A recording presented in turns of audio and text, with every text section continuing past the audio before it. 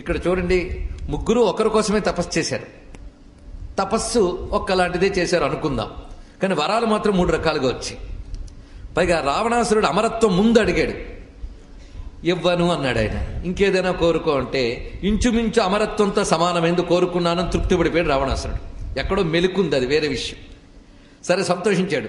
సంతోషించి నువ్వు అడిగింది ఇస్తూ ఎక్స్ట్రా కూడా ఇస్తున్నాను కొన్ని అన్నాడు. ఏమిటంటే, నీకు ఎలా కావాలంటే అలా ఇచ్ఛారూపం ధరించగలిగేటువంటి శక్తిని కూడా నీకు ఇస్తున్నాను అన్నాడు బ్రహ్మదేవుడు. తర్వాత కుంభకర్ణుడి విషయంలో సరస్వతీదేవి సాయం తీసుకున్నాడు. విభీషణుడి దగ్గరకు వచ్చేటప్పటికల్లా విభీషణుడు అడిగింది, పరమ ఆపదలో కూడా ధర్మాన్ని తప్పకుండా ఉండేలాగా వరం ఇవ్వు అన్నాడు.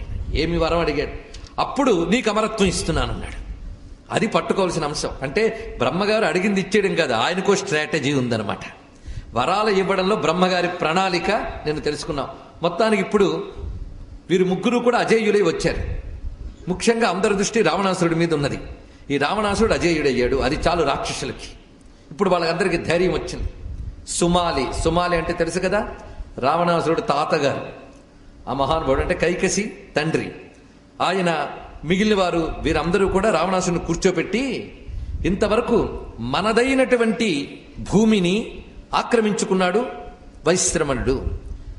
ఎవరిది ఆక్రమించుకున్నారు నిన్ననే మనం చెప్పుకున్నాం. ఇవాళ భూ ఆక్రమణల జడ్జి గారు వచ్చారు కూడా. నిన్నే ఆక్రమణల సబ్జెక్ట్ చాలా చెప్పాం. అది నిజానికి ఎవరి దేవతలదే, కానీ చాలా కాలం వీళ్ళు ఆక్రమించుకుపోయారు, విష్ణు భయంతో పారిపోయారు. తర్వాత ఖాళీ అయిన దానికి వచ్చి మళ్ళీ ఉద్ధరణ చేశాడు వైశ్రవణుడు, అనగా కుబేరుడు. ఇంకా పేరు రాలేదు, దానికి వస్తుంది. కుబేరుడు ఆ పని చేశాడు. ఇప్పుడు మళ్ళీ మనం తిరిగి దాన్ని సంపాదించుకుందాం. ఇంతకాలం మనం భయపడిపోయి దాక్కున్నాం, ఇప్పుడు మాకు ఇంకా భయం లేదు. ఎందుకంటే గొప్ప వరములు పొందిన అమరుడవు అజేయుడువు నువ్వు వచ్చావు.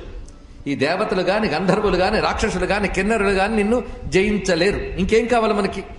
అందుకు మనం ఏదో ఒక ఉపాయంతో, ఉపాయాలు 4 రకాలుగా ఉంటాయి. రాజు అయిన వాడు మొట్టమొదటిగా సామానికి అంటే సౌమ్యమైన మాటల్లో పని సాధించుకోవాలి. అది కాకపోతే ఏదైనా ఇచ్చి పుచ్చుకోవాలి, దానం. అది కాకపోతే బెదిరించాలి, అది కాకపోతే దండించాలి. సామదాన భేద దండోపాయములు రాజనీతిలో భాగం గనక ఈ 4 దేన్నైనా ఉపయోగించి ముందు మనం తిరిగి ఆ లంకని స్వీకరిద్దాం. త్రికూట పర్వతంపై నిర్మించినటువంటిది. అందుకు నాకైతే అనిపిస్తోంది, ఆ కుబేరుణ్ణి మనం లాగి తీసేసి ఆక్రమించుకుంటే బాగుంటుంది అన్నట్టు సుమాలి. వెంటనే రావణాసురుడు అంటున్నాడు ఆ మాతామహుడితో, విత్తేసో గురురస్మాకం నార్హసే వక్తుమిదృశం. వీడికి ఉన్నాయండి ధర్మాలు.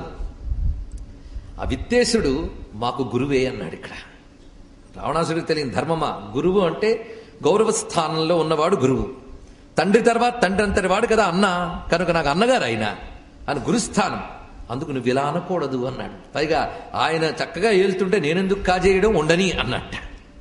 ఇందుక నీ చేత ఇంత తపస్సు చేయించింది అన్నారు వీళ్ళు. నీకు వరాలు వస్తే మాకు లాభం, ఇలా అనకూడదు సుమా. పైగా సూర్యులకి అన్నదమ్ములు, అక్క చెల్లెళ్ళు ఇలాంటివి కూడదు. ప్రతాపమే వాళ్ళకి పరీక్ష.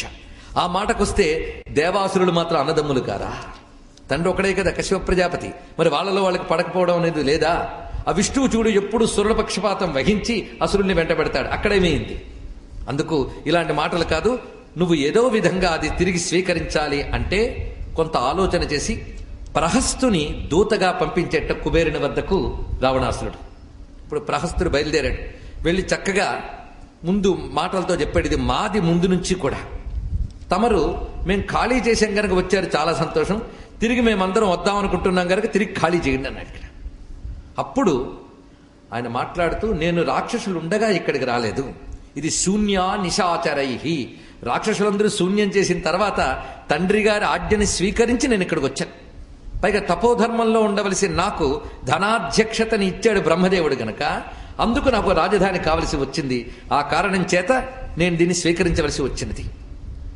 ఇప్పుడు కొత్తగా రావణాసురుడు అడగడం ఏంటి? ఇది మాదే, ఆయింది, నాది, ఇద్దరిదిను. ఎందుకంటే మా నాన్నగారు ఆజ్ఞాపించారు ఎప్పుడు, మా ఇద్దరిదిను. బ్రూహి గచ్చ దశగ్రీవం పురీ రాజ్యంచ జన్మమ తవాప్యేతన్ మహాబాహో భుంక్ష్వ రాజ్యమకంటకం. ఈ మొత్తం లంక నాదెంతో నా సోదరుడైన దశగ్రీవునిది అంతయే. కనుక చక్కగా రమ్మను, మేమిద్దరం కలిసి హాయిగా అనుభవిస్తాం. అంతేగాని దీన్ని నేను పంచను, కలిసి మేమిక్కడ అనుభవిస్తాం ఈ రాజ్య సుఖాల్ని. అవిభక్తం త్వయా సార్ధం రాజ్యం యచ్చాపి మే వసు. నాకు ఏదైతే ఉన్నదో అది ఆయనతో పాటు నేను అనుభవిస్తాను, అంతేగాని నేను దీన్ని విభజించనవలసిన అవసరం లేదు, నా సోదరుడు గనక అని చెప్పు అని దూతను పంపించాడు. వెంటనే పుష్పక విమానంలో తండ్రి దగ్గరికి వచ్చాట. వచ్చి ఇలాగ తమ్ముడు అడిగాడు, నేను ఇలా నిర్ణయించాను, మీరేమంటారు అన్నాడు. అనగానే ఒక్కసారి ఆలోచించి విడిచిపెట్టి వెళ్ళిపో అన్నట్టు తండ్రి విశ్రవసుడు. ఎందుకంటే వాడు ఈ ప్రయత్నం చేస్తున్నప్పుడే నాకు తెలిసి నేను హెచ్చరిక పంపాను, వినలేదు వాడు. పైగా వరగర్వం ఒకటి ఉంది కనుకనే మళ్ళీ కలహాలు ఇవి మనం కాంక్షించరాదు గనక నువ్వు ఇది విడిచిపెట్టి వెళ్ళిపో. ఎక్కడికి వెళ్ళాలి అంటే హిమవత్పర్వత ప్రాంతం దాటి వెళితే అక్కడ హిమవత్పర్వత శ్రేణుల్లోనే కైలాసం ఉన్నది. ఆ కైలాస సమీపంలో శివుని అనుగ్రహం పొంది అక్కడ నువ్వు ఆయన ఆజ్ఞ మేరకు ఒక స్థానం సంపాదించుకో. నాకు తెలిసి అక్కడ అలకాపురి అని ఉన్నది, అది నువ్వు స్వీకరించు. మొత్తం నీ పరివారంతో యక్షులతో అక్కడికి వెళ్ళు, నీ దగ్గరున్న నైరుతులతో కూడా అక్కడికి చేరుకో అని చెప్పిన వెంటనే తండ్రి ఆజ్ఞని శిరసా వహించి ఆ పరమ పావనమైన గంగాది తీర్థములన్నీ గడచి అలకాపురిని చేరుకున్నారు. గంగ కూడా వచ్చేటప్పుడు అలకాపురి పైనుంచే వచ్చింది కనుకనే అలకనంద అనే వ్యవహారం మనకి కనబడుతుంది.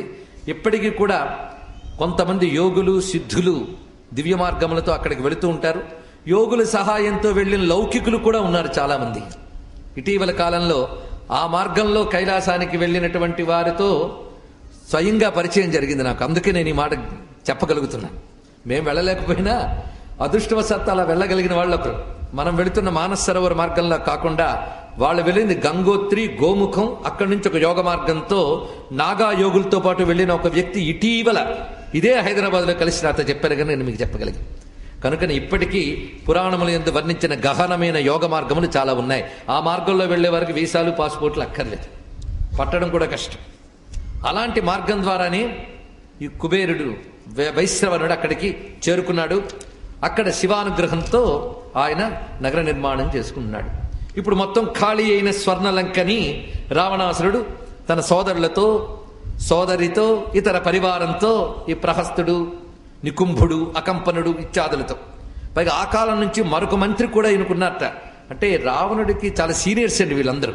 అందులో మారీచుడు ఒకడు, వాడి పేరు కూడా చెప్తారు ఇక్కడ. అప్పటి నుంచి ఉన్నాడు వీళ్ళందరూ. వీళ్ళందరితో పాటు చక్కగా వెళ్ళి అద్భుతమైన రాక్షస సామ్రాజ్యాన్ని ఏర్పాటు చేశారు. ఇప్పుడు వాళ్ళకి ఇంకా రాణుల వెతుకులాట. ముందు చేసింది ఏంటంటే చెల్లెలు పెళ్లి చేశారండి. అంతే సంప్రదాయం చాలా చక్కగా పాటిస్తున్నాడు ఆయన. శూర్పణఖకి కాలకుడు అనేటటువంటి వాని యొక్క పుత్రుడు కాలకేయుడు అంటారు. ఈ కాలకునికి చాలా సంతానం ఉన్నారు, వీళ్ళందరినీ కాలకేయులు అంటారు. ఆ కాలకేయుల్లో ఒకడైన విద్యుజ్జిహ్వుడు అనే వాడికి శూర్పణఖని ఇచ్చి వివాహం చేశాడు. ఆ తర్వాత తాను ఒకసారి అరణ్యవాసంకి వెళుతూ ఉండగా మయ చక్రవర్తి దర్శనమిచ్చాట ఆయనకి. ఈ మయుడు శిల్పి, దేవశిల్పి, ఇటు దైత్యులకి శిల్పిగానే చెప్పచ్చు. అసలు విశ్వకర్మే 2 రూపములతో, విశ్వకర్మ మయ అని 2 రూపములతో ఉన్నాడని వేదాధారమైన పురాణ వాంగ్మయం మనకి చెప్తున్నది. ఆ మయుడు తన కుమార్తెతో పాటు అరణ్యంలో వెళుతూ ఉండగా కనిపించేట రావణాసురుడికి. అప్పుడు రావణాసురుడు అడిగాడు, మహానుభావ తమరెవరు అంటే, ఈమె నా కుమార్తె, తగిన వరుడు కోసం వెతుకుతూ ఉన్నాను అని చెప్పాడు. అప్పుడు ఈయన తన వంశగౌరవాన్ని చెప్పాట. నిజానికి అమ్మ వైపు నుంచి చెప్పుకోవడానికి అంత లేదు, కానీ అయ్య వైపు నుంచి చెప్పుకోవడానికి చాలా ఉంది. బ్రహ్మ నుంచి తన తరం సరిగ్గా 4వది అంతే. బ్రహ్మదేవుడు, పులస్త్య బ్రహ్మ, విశ్రవసుడు, రావణ బ్రహ్మ కలుపుకోవచ్చు వీడు. కనుక నేను బ్రహ్మ నుంచి 4వ వాడిని అని చెప్పగానే ఒక మహాతపస్వి యొక్క పుత్రుడు, అయితే దారుణమైన వాడని వార్త ఇప్పటికే తెలిసింది. అయినప్పటికీ పితృవంశ గౌరవం చేత మయుడు అయోగ్యురాలైనటువంటి తన కుమార్తెనిచ్చి వివాహం చేశాడు. ఆమె మందోదరి. మండోదరి అనే పేరు రామాయణంలో ఎక్కడా లేదు. ఎక్కడో చిన్న అక్షరదోషం పడితే దాని కథలన్నీ కల్పన చేయడం జరిగింది, కానీ మందోదరి ఆమె పేరు. ఈ మందోదరినిచ్చి వివాహం చేశారు. ఆ తర్వాత మరో మహానుభావుడు ఉన్నాడు కదా, ఎవరు? కుంభకర్ణుడు. ఇతడికి వజ్రజ్వాల అనే ఆమె. ఈమె వైరోచనుని యొక్క దౌహిత్రిట. వైరోచనుడు అంటే బలిచక్రవర్తి అనుకోవచ్చు మనం, ఎందుకంటే విరోచన పుత్రుడు వైరోచనుడు. ఆ వైరోచనుని యొక్క దౌహిత్రి అంటే కూతురు. ఆమె పేరు వజ్రజ్వాల. ఆమెను కుంభకర్ణునికిచ్చి వివాహం చేశారు. ఇక విభీషణుడు గంధర్వరాజైన శైలూషుడు అనేటువంటి అతని యొక్క కుమార్తె సరమ. ఈమె సరమ అని ఎందుకు పేరు వచ్చిందంటే, ఈమె కైలాస మానస సరోవర ప్రాంతంలో సంచరించేదట. ఎందుకంటే గంధర్వ కన్య, మర్చిపోరాదు మనం. వీళ్ళ వీళ్ళ శరీరములన్నీ కూడా మానవోపాధులు కాదు, ఒక అతిమానుషమైనటువంటి పరాక్రమవంతమైన ఉపాధులు. ఇటు రావణాదుల శరీరము గాని, ఇటు గంధర్వుల శరీరము గాని. అటువంటి గంధర్వులు సంచరించే భూమిలే హిమవత్ పర్వత ప్రాంతాదులన్నీ కూడా. వారికి శీతోష్ణ సుఖదుఖాలకు అతీతమైన సిద్ధ శరీరములు వారికి ఉంటాయి. అలాంటి శైలీషుడనే గంధర్వుని యొక్క పుత్రిక అయిన ఈ సరమ, ఆ పేరు ఎలా వచ్చిందంటే ఆమెకి మానస సరోవరం ఒకసారి పొంగిపోతూ ఉన్నదిట. అప్పుడు ఆ సరస్సుని మా అన్నదిట ఈమె. అంటే ఇంకా చాలు, ఇంత పొంగకు అన్నదిట. అంటే నాగిందిట ఆమె, ఆ సరస్సు సాగిందిట. అది సరస్సుని స్తంభింపజేసింది తన శబ్దంతో గనక ఈమెను సరమ అని పేరు ఇచ్చారు అని ఇక్కడ వాల్మీకి ఆ పేరు ఎలా వచ్చిందో కూడా చెప్పారు. మొత్తానికి ఇప్పుడు భార్యలతో సహా చక్కగా సిద్ధమై ఉన్నాడు. ఆ తర్వాత చేసిన పనులు ఏమిటి అంటే చేయకూడని పనులన్నీ చేశాడు. తన దగ్గర ఉన్న శక్తితో ఇంతమంది రాక్షసులు అసలు లక్ష్యం ఏంటి? దేవతల్ని దెబ్బతీయడం, ఇంకోవైపు యజ్ఞములు పాడు చేయడం, ఋషుల్ని బాధ పెట్టడం ఇత్యాది కార్యక్రమాలన్నీ రావణుడు చేస్తూ ఉన్నాడు. పైగా ఇప్పుడు పెద్ద పని ఆయనకు పడింది ఏంటంటే కుంభకర్ణుడికి ప్రత్యేక గృహ నిర్మాణం చేయాల్సి వచ్చింది. ఎందుకంటే ఈయనకి ఎక్కువ కాలం కావాల్సింది ఒక్క రూమే, బెడ్రూమ్. మిగిలిన రూమ్ లేక్కర్లేదు ఈయనకి, ఎందుకంటే నిత్య నిద్రాళు. అందుకే వీడికి బెడ్రూమ్ కట్టడం అనేది పెద్ద కష్టమైన పని అయింది ఆయనకి. మొత్తం మీ తమ్ముడి మీద ప్రేమ అండి, చాలా ప్రేమ. అందుకే అంతకంత కృతజ్ఞత తీర్చుకున్నాడు మహానుభావుడు చివర్లు. అంటాడు అందుకే విభీషణుడు ఏమన్నాడు అదే అంటాడు నిద్ర లేపిన వెంటనే, ఎందుకు ఈ పని చేసావని. ఇప్పుడు మమ్మల్ని పిలిచి యుద్ధానికి బయలుదేరే తీసే బదులు సీతమ్మని తెచ్చేటప్పుడే మాతో సమావేశం ఏర్పడుతుంటే బాగుండేది కదా అన్నాడండి కుంభకర్ణుడు. అనగానే నువ్వు వాడిలాగే మాట్లాడుతున్నావే అన్నాడు. ఎందుకంటే నిత్యం పడుకోవడం వల్ల కనీసం ధర్మమైన పనిచేసింది వాడికి. మెలకుగా ఉంటే వాడు కూడా అన్నలా తయారయ్యేవాడేమో. మొత్తానికి ఆ మాట అంటే అప్పుడు ఒక మాట అంటాడు రావణాసురుడు, వెళ్ళి పడుకో, నువ్వు వాళ్ళు చాలా గొప్పవాడు అంటున్నావు కదా, నన్ను కూడా చంపితే నిద్దట్లో నిన్ను చంపేస్తాడు. నిద్దట్లో చచ్చిపోవడం ఎందుకు, కొంచెం మెలకుగా ఉంటే బాగుంటుందని లేపానంతే, వెళ్ళి పడుకో అన్నట్ట. అంటే అప్పుడు అంటాడు, నువ్వు రాముడి గురించి చెప్తే వాడు తమ్ముడు గురించి చెప్పేవే, వాడికి నేనేం తీసిపోను అన్నాడండి మహానుభావుడు. నేను నా అన్న పట్ల అలాగే ఉంటానన్నాడు. కుంభకర్ణుడు చక్క బయలుదేరాడు. కుంభకర్ణుడు ఎక్కడో కూడా అధర్మం మాట్లాడినట్టుగా మనకు కనబడదు.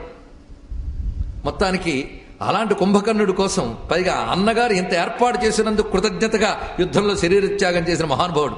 మరి అంత అందమైన చక్కటి ఏర్పాటు చేశాడు. అతని కోసం ఒక అత్యద్భుతమైన గది నిర్మాణం చేశాడు.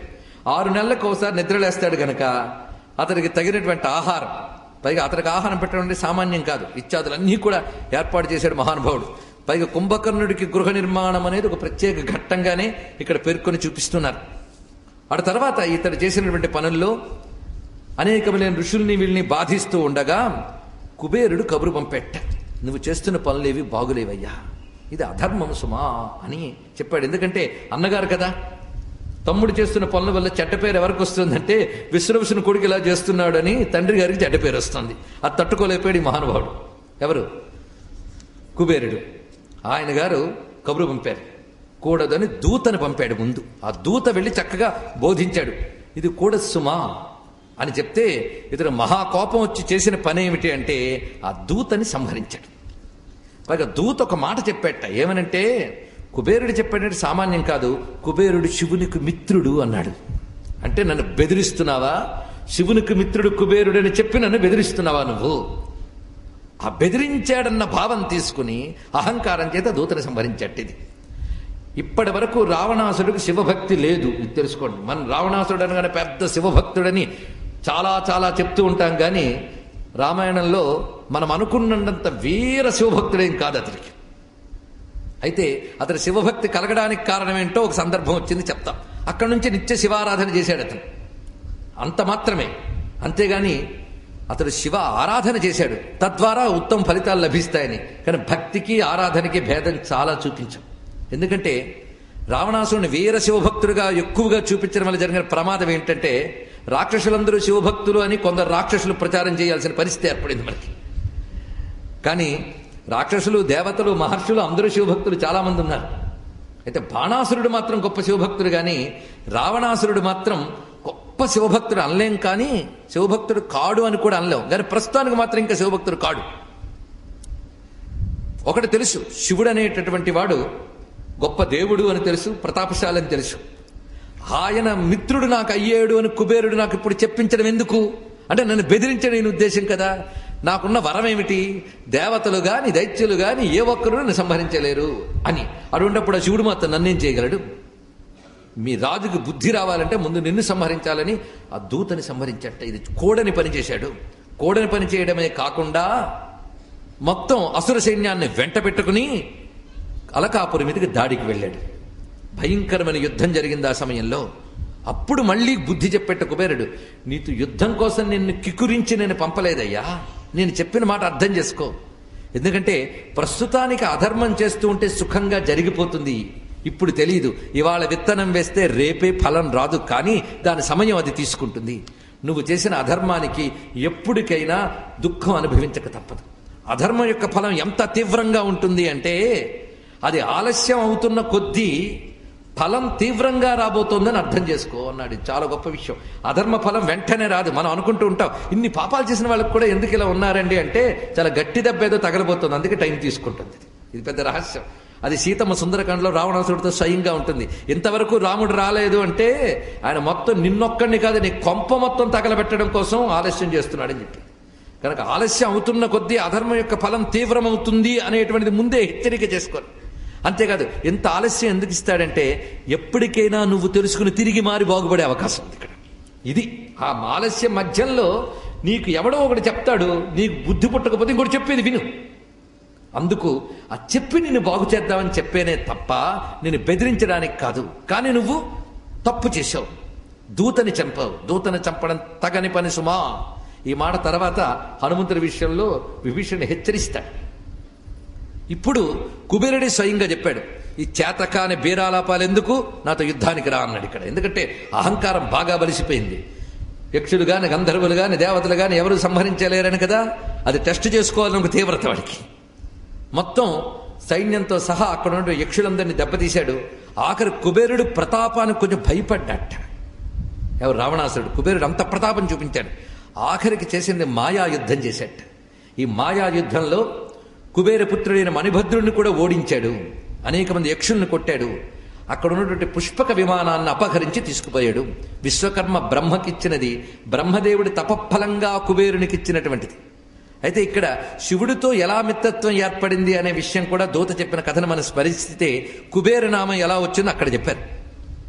ఈయన కైలాసానికి వెళ్ళి శివుని ప్రసన్నం చేసుకోవడం కోసం తపస్సు చేశాడు. ఎవరు? వైశ్రవణుడు. ముందుగా తనకు అక్కడ చోటు కావాలని, ఎందుకంటే ఆ చోటు అంతా శివునిది, అనుమతి లేకుండా ఆక్రమించరాదు గనక శివుని కోసం తపస్సు చేసేట. చేస్తే పరమేశ్వరుడు అతను ప్రత్యక్షమయ్యాడు. అయితే అతడికి తెలిసినంత మేరకు శివుడు శివుడు అని భావించాడు కానీ సాంబ శివుడని భావించలేదు అతడు. అంటే శక్తి సహితమైన శివుడనే భావన అతడు చేయలేదు. కనుకనే శక్తి సహితంగా శివుని ఆరాధించాలి అని మనకు శాస్త్రం హెచ్చరిస్తోంది. మనకి శక్తి సహితంగా భావించలేదు. సరే, శివుడు ప్రత్యక్షమైనప్పుడు ఆయన పక్కన ఆవిడ కూర్చుందిట. ఆయన్ని చూస్తూ ఎడమ కంటితో ఓరగా చూసేట. ఈవిడెవరు అంత చనువుతో ఆయన పక్కన కూర్చుంది అన్నట్టు చూసేట. ఆ ఎడమ కన్ను అలా చూడగానే అదేమిట్రా అంత వికారంగా చూస్తున్నావు అందుట ఆ తల్లి. ఎప్పుడైతే ఆ తల్లికి ఈ వంకర చూపు చూసి ఆగ్రహం కలిగిందో వాడి కన్ను ఆ పైకి లేచి అలాగే ఉండిపోయింది వికారంగా. ఇంకా నీ కన్ను ఎప్పుడు అలాగే ఉంటుంది సుమా, వికారంగా ఉండిపోతుంది అన్నారు. ఇప్పుడు శివుడు నీకు ఎన్ని వరాలు ఇవ్వైనా ఇవ్వచ్చు కానీ మా ఇరువురి పట్ల భేదం చూపిస్తే అది గతి. అంటే అప్పుడు శివుడు ఒక మాట అంటాడు, ఇతడికి నేను ఇక్కడ దిశాధిపత్యం ఇవన్నీ అంగీకరింపజేస్తూ అలకాపురి అనేటువంటి పట్టణంలో నివాసం ఇద్దామనుకుంటున్నాను. నాకు మిత్రుడు అనేటువంటి ఒక పదవిని ఇద్దామనుకుంటున్నాను, నువ్వేమంటావు అని అడిగట. ఎందుకంటే ఎన్ని వరాలు ఇచ్చినా ఆవిడ సంతకం లేనిది అది చెల్లది. అది అందుకు ఆవిడని అడిగితే నేను ఒప్పుకుంటాను కానీ ఒక్కటి నా కోరికనది ఏంటంటే అంత వికారంగా చూసిన వికారపు చూపు ఎప్పుడు వికారంగానే ఉండుగాక అని నేను అంటాను, అది మీరు ఒప్పుకోండి అన్నది. అందుకు బేరము అంటే విగ్రహం, ఆకారం. ఆకారములో కు ఏర్పడింది, వికారం ఏర్పడింది గనక అప్పటి నుంచి వాడి పేరు కుబేరుడు అని వచ్చింది. ఇది ఒక చిన్న వికారం. అందుకే వైశ్రవణుడు కుబేరుడు ఎలా అయ్యాడు అనేది ఇది రామాయణంలోనే చెప్పబడింది, స్కాంద పురాణాల్లో కూడా ఇదే కథ మనకు చెప్పబడుతున్నది. అదొక్కటే వికారం, తర్వాత పశ్చాత్తప్తుడేడు కానీ మిగిలినవన్నీ గొప్పవి. కుబేరుని వృత్తాంతం ఇది, పేరు ఎందుకు వచ్చిందని మనం చెప్పుకున్నాం. మొత్తానికి పుష్పక అపహరణం జరిగిపోయింది. దానితో బయలుదేరుతూ ఇదేదో శివుడిచ్చాడని చెప్పాడే, శివుడికి మిత్రుడు అన్నాడే, ఆ శివుడి సంగతి చూద్దాం పదా అన్నట్టండి. ఎవడా శంకరుడు ఇలాగే అన్నాడు, ఎవడా శంకరుడు ఎవడా ఈశ్వరుడు చూద్దాం పదా. పుష్పకం పట్టుకుని వెళ్తున్నాడు. చిత్రం ఏంటంటే ఆ కైలాసం వరకు వెళుతున్న పుష్పకం ఆగిపోయింది అక్కడ. ఇంకా ముందుకు వెళ్ళలేకపోతుంది పుష్పకం ఎక్కడికైనా వెళ్ళగలదు. వెళ్ళాలని ప్రయత్నించాడు. 2 చోట్ల మాత్రం ఫెయిల్ అయిపోయాడు రావణాసురుడు. పుష్పకాన్ని తీసుకెళ్ళలేకపోయాడు.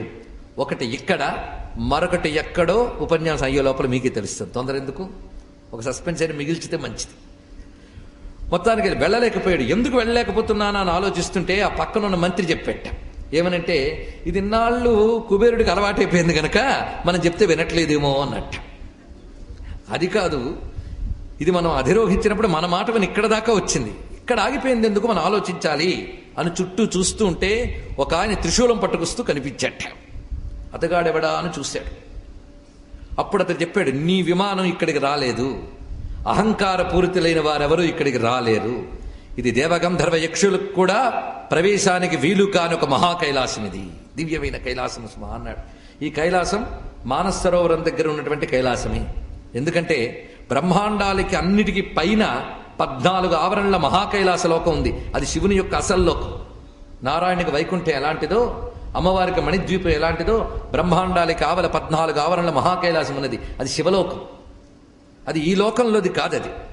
కానీ మహర్షుల తపస్సుకు సంతోషించి ఈ భూమినంతటినీ ఒక వ్యవస్థ చెయ్యడం కోసమని పరమేశ్వరుడు తన కైలాస విభూతిని ఆ మానస సరోవరం దగ్గర ఉన్నటువంటి కైలాస పర్వత రూపంలో తీసుకువచ్చి పెట్టాడు. ఇది అందుకే శివునికి ఏ వినతి చెయ్యాలన్నప్పటికీ కూడా కైలాస పర్వతాన్ని చేరుకోవలసిందే. ఇప్పటికీ కైలాస పర్వతం చుట్టూ మనం ప్రవేశించలేని మహాబిలములు ఉన్నాయి. హిమవత్పర్వత రహస్యాలు సామాన్యములు కావు. మనం చూస్తే ఇంతే కనబడితే ఆ బిలములు, కానీ దాని లోపల విస్తారమైనటువంటి మహామహా ప్రాంతములు, సిద్ధభూములు ఉన్నాయి. అక్కడ అనేక మంది మహర్షులు, యోగులు ఇప్పటికీ తపస్సులు ఆచరిస్తూనే ఉన్నారు అని ఇటీవల కైలాస మానస సరోవర యాత్రలు చేసిన యోగులు రచించిన గ్రంథాల్లో మనకి ప్రమాణాలు కనబడుతున్నాయి. పురాణాల దాకా వెళ్ళవలసిన అవసరం లేకుండానే వీళ్ళు రచించిన మాటలు బట్టి పురాణములు చెప్పిన సత్యములని మళ్ళీ తెలుస్తున్నాయి. అలాగా ఇందాక మనకి జస్టిస్ గారు చెప్పినట్లుగా సైన్స్ డెవలప్ అవుతున్న కొద్దీ, పరిశోధనలు పెరుగుతున్న కొద్దీ పురాణములు సత్యములు, హిందూ మతం గొప్పదే రుజువు అవుతూనే ఉంది, రుజువు అవుతూనే ఉంటుంది. తెలుసుకో, అటువంటి దివ్య భూమికైనటువంటి ఈ కైలాసం అంత తేలిగ్గా రాలేరు సుమా. అక్కడ శివాజ్ఞ లేనివాడు ఇక్కడికి రాలేడు. పైగా అహంకార పూర్తులకు ప్రవేశం జరగది దివ్య భూమికిది. మహర్షులు గాని, మహాత్ములు గాని, దేవతలు గాని ఆ మహాకైలాసంలోకి వెళ్ళలేరు. వాళ్ళైనా శివుని ప్రార్థించాలంటే ఇక్కడికి రావాల్సిందే. ఇక్కడ శివుడు లీలామయుడు గనక తన దివ్యమంగళ విగ్రహములతో ఇక్కడ సంచరిస్తూ ఉంటాడు. శివుని యొక్క సర్వ అవతారములు, సర్వలీలలు, పరివారము కూడా ఇక్కడ ఉంటుంది. ఇక్కడ దర్శించవచ్చు. అందుకే అందరూ ఇక్కడ వచ్చి ఆరాధన చేస్తారు. శివుడు విహరిస్తూ ఉంటాడు. అక్కడ రావణాసురుడికి కుమారస్వామి ఉదయించిన శరవణం కనబడిందిట. ఇది ఒకటి ఆశ్చర్యకరమైన విషయం. ఆ బంగారు రెల్లు పొద కనబడిందిట. శరవణం చూశాడు. ఆశ్చర్యచకితుని గమనిస్తున్నాడు. కానీ నిజానికి అతని భక్తి ఎవడి మీద లేదు. అంత దుర్మార్గుడు, అహంకారి. మరి బ్రహ్మగారి మీద భక్తి అంటే వరాల కోసం అంతవరకు ఏదో ఉగ్గబట్టుకుని తపస్సు చేశాడు అంతే. అహంకారం వాడికి పూర్తిగా. ఇప్పుడు మొత్తానికి ఆ కనిపించి త్రిశూలంతో ఉన్నవాడు ఎలా ఉన్నాడు అంటే అతడు బహురూపధారి. ఏ రూపమైన అందులో స్వామికి వాహనంగా ఉండేటప్పుడు వృషభ రూపంతో ఉన్నా, ప్రమథగణాల్లో ప్రథమమైన ఆధిపత్యం వహించేటప్పుడు ఆయన వానర వదనంతో ఉంటాట. రకరకాల వదనాలతో ఉన్నటువంటి మహాత్ములు అక్కడ ఉంటారు. ఆ వానర వదనంతో ఉన్నాడు. ఆ జుట్టును పైకి దువ్వి త్రిశూలం పట్టుకుని మరొక శివుడా అన్నట్టున్నాడు. ఆయన ఎవరయ్యా అంటే నంది, నందీశ్వర. ఆయన నందీశ్వరుడు. ఇక్కడ నంది అని ఒక మాట వేశాడు. ఎప్పుడూ ఆనందంగా ఉండే నందీశ్వరుట. అసలు ఆయన పేరే నంది. అంటే ఎప్పుడూ ఆనందంగా ఉంటాడు. ఎప్పుడు ఎందుకు ఆనందంగా ఉంటాడు? శివుణ్ణి చూస్తూ ఉంటాడు కనుక. నంది పనేమిటయ్యా అంటే ఎవరైనా గుళ్ళోకి వెళ్తే ఎవరొచ్చారా అని మన వైపు తిరగడు. ఆయన ఎటు చూస్తున్నాడో మనం అటు చూడాల్సిందే. ఆయన ఎప్పుడు శివుడి వైపే చూస్తాడు కనుక చుట్టూ ఎంతమంది ఉన్నా శివుడి వైపు చూసేవాడు ఎప్పుడూ ఆనందంగానే ఉంటాడు. అదే ఆయన యొక్క ఆనందం. ఇంకా పెద్దలు ఏం చెప్తారంటే నందీశ్వరుడు అంటే ధర్మస్వరూపుడు అని చెప్తారు. ధర్మం ఎప్పుడూ భగవంతుడినే చూస్తుంది, భగవంతుడినే చూడాలి. ఎన్ని ధర్మాలు చేసినా ధర్మముల యొక్క లక్ష్యం భగవంతుడే. అందుకే ధర్మస్వరూపుడైన నందీశ్వరుడు శివునే చూస్తూ ఉంటాడు. ఆ నందిని చూడండి శివుడిని చూడలేం, ధర్మం లేనిది దైవాన్ని చూడలేం. ఇది దీనిలో ఉన్నటువంటి సంకేతం. అందుకే శివాలయానికి వెళ్ళి నందికి ఎందుకు ముందు దండం పెట్టాలి అంటే ధర్మం లేనిది దైవం లేదు తెలుసుకోండి. ఎన్నో అధర్మాలు చేసి గుళ్ళు చుట్టూ తిరిగితే దేవుడు మొట్టికాయలు ఎక్కువ పెడతాడే తప్ప నాకు మొక్కులు చెల్లించాడు కదా అని చల్లగొట్టాడు పాపాలని తెలుసుకోండి. ఇక్కడ ధర్మం ఉంటేనే దైవం, ఇది ప్రధానం. అందుకే నందీశ్వరుడు అడ్డుకున్నాడు ఇక్కడ. అప్పుడు ఆ దిగేట పుష్పక విమానంలోంచి దిగి ఆ నందిని చూసి పకాలము నవ్వెట్ట. నువ్వా నన్ను అడ్డేది, వికారమైన కోతిమోహం నువ్వును అన్నట్టే ఇది అన్నది. అనగానే చూడు, నేను నిన్ను చంపగలను, కానీ నువ్వు చేసిన పాపాలకు ఎప్పుడో చచ్చావు అన్నట్ట. ఏం మాట చూడండి, ఇక్కడ ఈ మాట మామూలు విషయం కాదు. రావణాసుడు గుండె మీద తగిలిందండి ఈ మాట. నహంతవ్యో హతస్త్వం భి పూర్వమేవ స్వకర్మభిః. ఇది పెద్ద రహస్యం. అంటే మనకి జాతకం ప్రకారంగా దీర్ఘాయువు ఉన్నా, చెప్తున్నాడు ఇక్కడ, జాతకం ప్రకారంగా దీర్ఘాయువు ఉన్నా, లేదా వరాల వల్ల దీర్ఘాయువు సంపాదించిన పాపాల వల్ల ఆయువు తరిగిపోతూ ఉంటుందిట. ఇది పెద్ద రహస్య విజ్ఞానం. ఇది పాపాల వల్ల ఆయువు తరిగిపోయే అవకాశం ఉంది. అందుకు పూర్వమేవ స్వకర్మభిః, నువ్వు చేసిన పాపాల వల్ల ఇదివరకే చచ్చావు. అంటే నీ పాపాలను నిన్ను చంపుతాయి, మళ్ళీ నా శాపం ఎందుకు మళ్ళీ మధ్యలో? నా తపస్సు ఖర్చు చేసుకోవడం కానీ, అవతల వాడిని శపించామంటే మన తపస్సు ఖర్చు అయిపోతుంది. అందుకు నిన్ను శపించి నా తపస్సు ఎందుకు ఖర్చు చేసుకోవడం? నీ పాపాలతో ముందే చచ్చావు కనుక నేను కొత్తగా నిన్ను ఇప్పుడు చంపక్కర్లేదు, నీ టైం వచ్చుతుంది, అయిపోతావు. కానీ నువ్వు నన్ను కోతిమోహం అన్నావే, అలాంటి మహావానరాలు వచ్చి నీ చావుకు కారణమవుతాయి, జాగ్రత్త అని చెప్పాడు ఇక్కడ. ఈ మాట ఇది నందీశ్వరుడు ఇచ్చిన శాపం. అందుకే నన్ను శపించిన నంది ఇలా వచ్చాడా అని భయపడ్డాడు సుందరకాండలో. ఇప్పుడు తెలిస్తే గానీ అది అర్థం కాదు. అందుకు ఉత్తరకాండ తెలిస్తే గానీ రామాయణం అర్థం కాదు, సంపూర్ణం కాదు. ఇలా శపించెట్ట వానర ముఖాల వాళ్ళ చేత దెబ్బతింటావు, జాగ్రత్త. అప్పుడు వెంటనే నీ శాపం ఒక లెక్క అన్నాడు. గర్వం బాగా ఉంది, బ్రహ్మ ఇచ్చిన వరం ఇది. అప్పుడు నేను రాలేని కైలాసం, ఈ కైలాసాన్ని నా దగ్గరికి తీసుకుపోతాను అన్నాడు. నన్ను, నా పుష్పక విమానాన్ని రానివ్వని కైలాసాన్ని నా లంకలోకి తీసుకుపోతాను అన్నాడు. నందీశ్వరుడు నవ్వుతున్నాడు. ఏం అహంకారం అయినా, పరమేశ్వర నివాసాన్ని తీసుకుపోతావా అని చూస్తున్నాడు. సరే, అహంకారం ముదిరిపోతే వాడి చావు వాడి తెచ్చుకుంటాడు. వెంటనే నేను పర్వతాన్ని ఎత్తగలను, నా బలమేమనుకున్నావు, 20 చేతులు నాకు, పుట్టుకే చూడు ఎలాంటి అతిమానుషమైన పరాక్రమం ఉన్నది. అంతేకాదు అతి రాక్షసం కూడా, రాక్షసుల్లో కూడా ఎవరికీ నా అంత శక్తి లేదు. సహజంగానే బలవంతుణ్ణి, తపస్సు చేత మరీ బలవంతుణ్ణి, ఈ పర్వతం ఎత్తడం ఎంత అని వెంటనే ప్రయత్నించి 20 చేతులతో ఎత్తడానికి ప్రయత్నించట. వాడి వల్ల కాలేదు, కష్టపడుతున్నాడు. అది చూసి పకాలము నవ్వుతున్నాడు నందీశ్వరుడు. చిట్ట చివరికి ఎలాగో అలాగా తన పైకెత్తి చేతులు కిందకు దూర్చి అలా కదిలించట. ఈ కదిలించినప్పుడు ఆ పైన కూర్చున్న పార్వతీదేవి కొద్దిగా ఉలికిపడింది. ఇలాగా అది చూశాడు పరమేశ్వరుడు. ఆయన అసలే స్థాణు, ఆయన ఎవడు కదిలించగలడండి? స్థిరస్థాణు ప్రభుర్భీమ. ఆయన వెంటనే గమనించాడు ఎందువల్ల ఏం జరుగుతుందో. తన యొక్క కుడికాలి బొటన వేళ్ళను ఒక నొక్కు నొక్కెట్టకడంతే మొత్తం పర్వతం అంతా వాడి చేతుల మీద పడింది. ఇంకా కదపలేకపోయాడు, చిదిగిపోయింది మొత్తం, ఆ చేతులన్నీ చిదిగిపోయాయి. ఇంకా గట్టిగా ఏడవడం మొదలుపెట్టేట. ఆ ఏడుపుకి మొత్తం అటు భువనంలో గగనంలో ఉన్న వాళ్ళందరూ కూడా భయకంపితులై వాళ్ళు హాహాకారాలు చేసేట. ఏమైపోయింది, ఏమైపోయింది. చూడండి, ఎవరైనా గట్టిగా భయపడి అరిస్తే 10 మంది అరుస్తారు, ఏం జరిగింది తెలియదు, అదంతే. ఆ అరుపు వినగానే వీళ్ళకి అరుపు వచ్చేది, అరుస్తుంది. ఇది యాక్షన్ అయితే అది రియాక్షన్, అలా ఉంటూ ఉంటాయి. ఇలా మొత్తానికి అందరూ ఒక్కసారి పెద్ద రావం చేసేట, అరిచేట. అప్పుడు ఏం గతి అని ఏడుస్తున్నాడు. వెంటనే మంత్రులందరూ చూస్తున్నారు, అందుకు పనికొస్తారు వీళ్ళంతే. చుట్టూ బలగం ఉందని మురిసిపోయి మనం తీసుకుపోయి వీళ్ళందరూ నాకు ఉన్నారు అనుకుంటాం. వాళ్ళు దేనికి పనికొస్తారు అంటే ఏడుస్తున్నప్పుడు అయ్యో పాప అనడానికి పనికొస్తారు, కానీ దేనికి పనికిరారు, గుర్తుపెట్టుకోండి. అందుకే మన బలము మన బలగము కూడా అవసరమైన సమయంలో మనల్ని ఆదుకోవు. ఎప్పుడైనా పొరపాటున ధర్మం చేసి ఉంటే అది మాత్రమే ఆదుకుంటుంది, గుర్తుపెట్టుకోండి. ఇంకోటి ఆదుకోదు ఇక్కడ. ఇప్పుడు వీళ్ళందరూ ఏం చేశారు తెలుసా? వాళ్ళని చూస్తూ ఏడుస్తున్నట్టు నేనేం చెయ్యాలని అన్నట్టు. ఇది ఏం చేస్తావు, ఎత్తుతానని సిద్ధపడ్డావుగా, చిదిగాయి. మాకనిపిస్తుంది తోషయస్వ మహాదేవన్ నీలకంఠముమాపతిం తం మృతే శరణం నాణ్యం పశ్యాముత్ర దశాననా. ఆయన నీలకంఠుడు, ఉమాపతి, దయామయుడు. ఆయన దగ్గర ఉన్న గొప్ప సుగుణం ఏంటంటే తప్పు చేస్తే శిక్షిస్తాడు, క్షమించమని శరణు వేడితే వెంటనే అనుగ్రహిస్తాడు. ఆయన ఆశుతోషుడు, వెంటనే తృప్తి చెంది అనుగ్రహిస్తాడు. ఆయనకున్న క్షమాగుణమే మనకు ధైర్యం ఇస్తున్నది. ఇప్పుడు ఆయన్ని మించిన దిక్కు లేదని మాకు తెలిసిన జ్ఞానంతో చెప్తున్నాం. ఇప్పుడు ఆయనే దిక్కు కనుక ఎవడి వల్ల నువ్వు ఈ బాధ అనుభవిస్తున్నావో ఆయన్నే శరణు వేడు. ఎందుకంటే ఆయన ఎవరిని శిక్షించదలుచుకున్నాడో వాణ్ణి ఏ ఒక్కడు రక్షించలేడు. అందుకు ఆయన శిక్షించిన వాడిని ఆయనే రక్షించాలి. ఆయన రక్షించాలి అంటే శరణాగతుడు. అయ్యో అమ్మో అని ఏడవడం కాదు, శివ శివాని ఏడువు.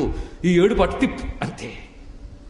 కనుక బాధలో గుండెలు బోదుకు నేర్చే కంటే పరమేశ్వరా అని ఏడువు, ఆ ఏడుపు చాలా గొప్పదయ్యా ఏడు అన్నాడు. అతడు చేసిన గొప్ప పని ఏంటంటే, ఇంకా పరమేశ్వర, సదాశివ, శంకర క్షమించు, నువ్వు తప్ప అన్య శరణము లేదు. ఇలా వచ్చిందండి వాడికి శివభక్తి, అలా పుట్టింది వాడికి శివభక్తి. అప్పుడు అయ్యాడు శివభక్తుడు. అంత ఏడిస్తే అప్పుడు పరమేశ్వరుడు ప్రత్యక్షమయ్యేటవాడు. ముందు ఎలాగోలాగా ఏమైతేనే శివదర్శనాన్ని పొందాడు మహానుభావుడు. అంత ఏడిస్తే ఆయన నిలవలేకపోయాడు, వెంటనే అనుగ్రహించాడు. ప్రీతోస్మి, నేను చాలా సంతోషించానయ్యా, నాకు వీరులంటే భలే ఇష్టం, ఎందుకంటే ఈయన మహావీరుడు. నమస్తే అస్తు ధన్వనే బాహుభ్యాముతే నమః. గొప్ప వీరుడు గనకనే ఈయన వీరాన్ని ముందు మెచ్చుకున్నట్ట. సౌటీర్యాశ్చ దశానన, నీ సాహసాన్ని, నీ వీరత్వాన్ని నేను చాలా మెచ్చుకున్నాను. ఎందుకంటే ఈ మాత్రమైనా నా కైలాసాన్ని కదిలించావు అంటే సామాన్యుడువా? అయితే నీకు నేనొక పేరిస్తున్నాను అన్నాడు. ఏమిటంటే, యస్మాల్ లోకత్రయం చైతద్ రావితం భయమాగతం శైలాక్రాంతేన యోముక్తస్త్వయా రావః సుదారుణః. త్వయా రావః, త్వయా రావితం, రెండు మాటలు వేశాడు. నువ్వు ఈ శైలం ఎప్పుడైతే నీ చేతుల్ని చెరగొట్టిందో అప్పుడు గట్టిగా రావం చేసావు. రావం అంటే బిగ్గరగా ఏడ్చుట, ఇది అన్నమాట శబ్దము. బిగ్గరగా వచ్చే శబ్దము, బిగ్గరగా ఏడ్చు. ఇది నామోషిగా నాగరికంగా ఏడవడం కాదు. ఎంత నాగరికత అయినా గట్టి దెబ్బ తగిలితే కుయ్యో మొర్ర అనాల్సింది గట్టిగా. కనుక అంత భయంకరంగా ఏడ్చేవే, అంత భయంకరమైన రావము చేసినందుకు గాను నీ రావము విని మిగిలిన లోకమంతా ఏడ్చింది. నీ ఏడుపు విని మిగిలిన వాళ్ళు ఏడ్చారు. అంటే అయ్యో రావణుడికి ఇంత బాధ కలిగిందే అని సానుభూతితో ఏడవలేదు, ఆ సౌండ్ భరించలేక ఏడ్చేట చాలా మంది. వీడు చేసిన ఏడుపు శబ్దం భరించలేక వాళ్ళ కర్ణభేరులు పగిలిపోయేటంత వేదనయ్యి వాళ్ళు ఏడ్చేట. నువ్వు పెద్ద ఏడుపు చేసావు, వాళ్ళందరినీ ఏడిపించావు. కనుక ఏడ్చి ఏడిపించిన వాడివి గనక నీ పేరు ఇక రావణ అని పెడుతున్నాను అన్నాడు శివుడు. ఇలా వచ్చిందని వాడికి పేరు. మొత్తాన్ని వాడి క్యారెక్టర్కి తగ్గ పేరు ఇప్పుడు దొరికింది వాడికి. వాడి లక్షణమే అది. అవకాశం దొరకకపోతే ఏడుస్తాడు, దొరికితే ఏడిపిస్తాడు. నిన్నే చెప్పుకున్నాము కదా, రజోగుణ లక్షణం అది. కోరికలు తీరక ఏడుస్తారు, తీర్చుకుంటూ ఏడుస్తారు. ఆ కోరికలకి ఎవడైనా అవరోధం కలిగిస్తే వాడి మీద కోపంతో ఏడుస్తారు. కామయేష క్రోధయేష రజోగుణ సముద్భవ. భగవద్గీత కృష్ణ పరమాత్మ చెప్పాడు, కామక్రోధములు రెండు రజోగుణం నుంచి పుడతాయి. ఆ రెండిటి వల్లే పుడుతుంది ఏడుపు. ఇంక దేనివల్లైనా ఆలోచించండి ఇక్కడ. అందుకు కామంతో ఏడుస్తాడు, క్రోధంతో ఏడిపిస్తాడు. ఇంతే ఈ రెండు గుణములు. ఇక్కడ ఏడవడం కామ లక్షణం, ఏడిపించడం క్రోధ లక్షణం. ఈ రెండు కరడుగట్టిన వాడవయ్యా నువ్వు అని వాడి క్యారెక్టర్ తగ్గ పేరు పెట్టాడు పరమేశ్వరుడు. మొత్తానికి ఏది ఇచ్చినా ఈశ్వరుడు బిరుదిచ్చినట్టే. ఏమైనా చితగ్గొట్టాను గనక, నన్ను శరణన్నావు గనక, నన్ను శరణన్నది వృధా పోదు. శివా శరణు అన్నవాడిని నేను వ్యర్థంగా పంపను, ఏదో ఒకటి ఇస్తాను. ఏం కావాలన్నాడు, నా ఆయుష్ గట్టిగా ఉండేటట్టు చూడయ్యా, నాకు ఎవరి చేత ప్రమాదం లేకుండా ఉండేటట్టు చూడయ్యా. ఎందుకంటే అలా అడగాల్సి వచ్చింది. బ్రహ్మ మాట మీద నమ్మకం పోయిందా? వీడు అహంకారానికి మొట్టమొదటి దెబ్బ కొట్టింది ఇక్కడే. మళ్ళీ రెండో దెబ్బ మరొకటి కొడతాడే, అది కూడా సస్పెన్సే. ఒక దెబ్బ ఇక్కడ తగిలిందండి వీడు అహంకారానికి. దానితో నాకు వరముందని అన్ని చోట్ల గర్వించడానికి లేదన్నమాట అని తెలిసి వచ్చింది వీడికి మొట్టమొదట. కనుక ఇలాంటి వాడు మరెవడైనా తారసపడితే నా గతి ఏమిటి? కనుక బ్రహ్మగారు ఇచ్చింది మరొకసారి పదిలం చేసుకుంటున్నాడు. కనుక తమరు కూడా యాక్సెప్ట్ చేయండి, నాకు ఎవరి వల్ల ప్రాణాపాయం ఉండకూడదు. అంతేకాదు, నంది అన్న మాట ఇతనికి కదిలించింది. నువ్వు చేసిన పాపకర్మలకి ఇదివరకే చచ్చావు అన్నాడే, అందుకు నేను చేసిన పాపకర్మలకి నా ఆయువు దెబ్బతినకుండా తమరు అనుగ్రహించి నా ఆయువు పదిలంగా క్షేమంగా ఉండేటట్టు చూడండి అని లోపల భయంతో వచ్చిన మాట ఇది. బింకంగా మాట్లాడే ప్రతి వారి గుండెలో భయం కొట్టుకుంటూనే ఉంటుంది, గుర్తుపెట్టుకోండి ఇక్కడ. లేకపోతే దుర్మార్గుల బింకంలో భయం దాగి ఉంటుంది, వాళ్ళ గర్వంలో కూడా భయం దాగి ఉంటుంది. ఎంత పొగరు చూపించినా ఇంకన్నాళ్ళలోనూ భయం ఉంటూ ఉంటుంది. అది కనిపిస్తుంది తల్లు. ఈ విధంగా చెప్తే స్వామి సంతోషించి, నీకు చంద్రహాసం అనే ఖడ్గాన్ని ఇస్తున్నాను, ఇంకా మరికొన్ని శస్త్రాస్త్రములు ఇస్తూ ఉన్నాను, క్షేమంగా వెళ్ళు. నువ్వు నన్ను అవహేళన చెయ్యనంత వరకు నీకేం పర్వాలేదన్నట్టు. ఇది ఒకటి చాలా ముఖ్యం. శివుణ్ణి అవహేళన చేయకూడదుట. అంటే అర్థం ఏంటి? శివుడు శివస్వరూపము ధర్మరూపంలో ఉంటుంది, దాన్ని అవహేళన చేసిన దెబ్బ తప్పదు. అందుకే చిన్న కండిషన్ పెట్టాడు, నన్ను అవహేళన చేయనంత వరకు నీకు పర్వాలేదు అని చెప్పాడు. అక్కడి నుంచి క్రమంగా బయలుదేరి వచ్చాడు. శివుని నుంచి వరమును పొంది చిదిగిన చేతులు మళ్లీ శివానుగ్రహం చేత బలం పుంజుకుని వచ్చాడు. ఆ వస్తూ ఉండగా మరింత నమ్మకం ఏర్పడింది. శివుడు కూడా వరం ఇచ్చాడు కనుక బ్రహ్మ శివుడు ఇద్దరైపోయారు త్రిమూర్తుల్లో. ఇంకోడు ఉన్నాడు వస్తాడు, తొందర ఎందుకు, వాడు వస్తే ఇంక మిగలడు, వీడు పొందాల్సింది పొందుతాడు. ప్రస్తుతానికి ఇంకా అంత తొందర లేదు వీడికి, కొంతకాలం బ్రతకనిద్దామని ప్రతిదేవత ఉపేక్షించేట వీడిని. ఇది పెద్ద రహస్యం ఇది. ఇక్కడ నుంచి బయలుదేరుతూ వస్తున్నాడు, హిమవత్ పర్వత ప్రాంతంలోని సంచరిస్తున్నాడు. హిమవత్ పర్వతం యుగాల నుంచి తపోభూమి, యుగాల నుంచి తపోభూమి. కేవలం మానవులైన యోగులే కాదు, మన కంటికి కనబడిన దేవర్షులు, గంధర్వులు ఇత్యాదులు ఇప్పటికీ అక్కడ అనేక మంది ఉన్నారు. ఆశ్చర్యచకితులమైపోతాం. మనం ప్రవేశించలేని అనేక చోట్ల ఇప్పటికీ ఉన్నాయి. మనం ప్రవేశించగలిగింది హిమాలయాల్లో 0.1% కూడానా అని ఇంకా సందేహమే. ఇంకా ఎన్నున్నాయో ఏమిటో చెప్తారా, వెళతామంటే సాధ్యం కాదు. అది మనం వెళ్లకుండా కాపాడుతూ అనేక మంది యోగులు అక్కడ సంచరిస్తున్నారు. ఇవి తెలియాలంటే స్వామి చిన్మయానంద గురువు గారు తపోవన్ మహారాజ్ హిమగిరి విహారంలో అత్యద్భుత విషయాలు రచించారు. హిమాలయం అంతా అట్లాంటి అత్యద్భుతమైన అంశాలతో కూడినటువంటిది. ఆనాడే అక్కడ ఒక మహర్షి తపస్సు చేసుకుంటూ ఉన్నటువంటి చోటు ఉండేది. అక్కడ ఆ చోటులో ఒక పవిత్రమైన స్త్రీమూర్తి కనిపించిందిట హిమవత్ పర్వత ప్రాంతంలో.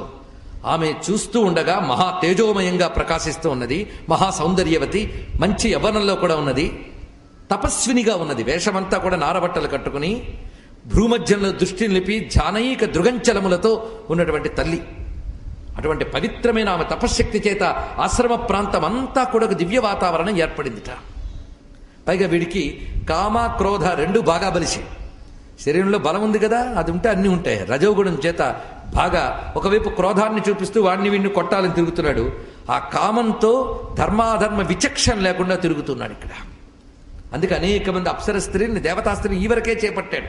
అప్పటి నుంచో మొత్తుకుంటున్నాడు విభీషణుడు, ఎప్పుడైనా నీకు పరస్త్రీ వ్యామోహం ప్రాణం తీస్తుంది సుమా అని అప్పటి నుంచి చెప్తున్నట్ట.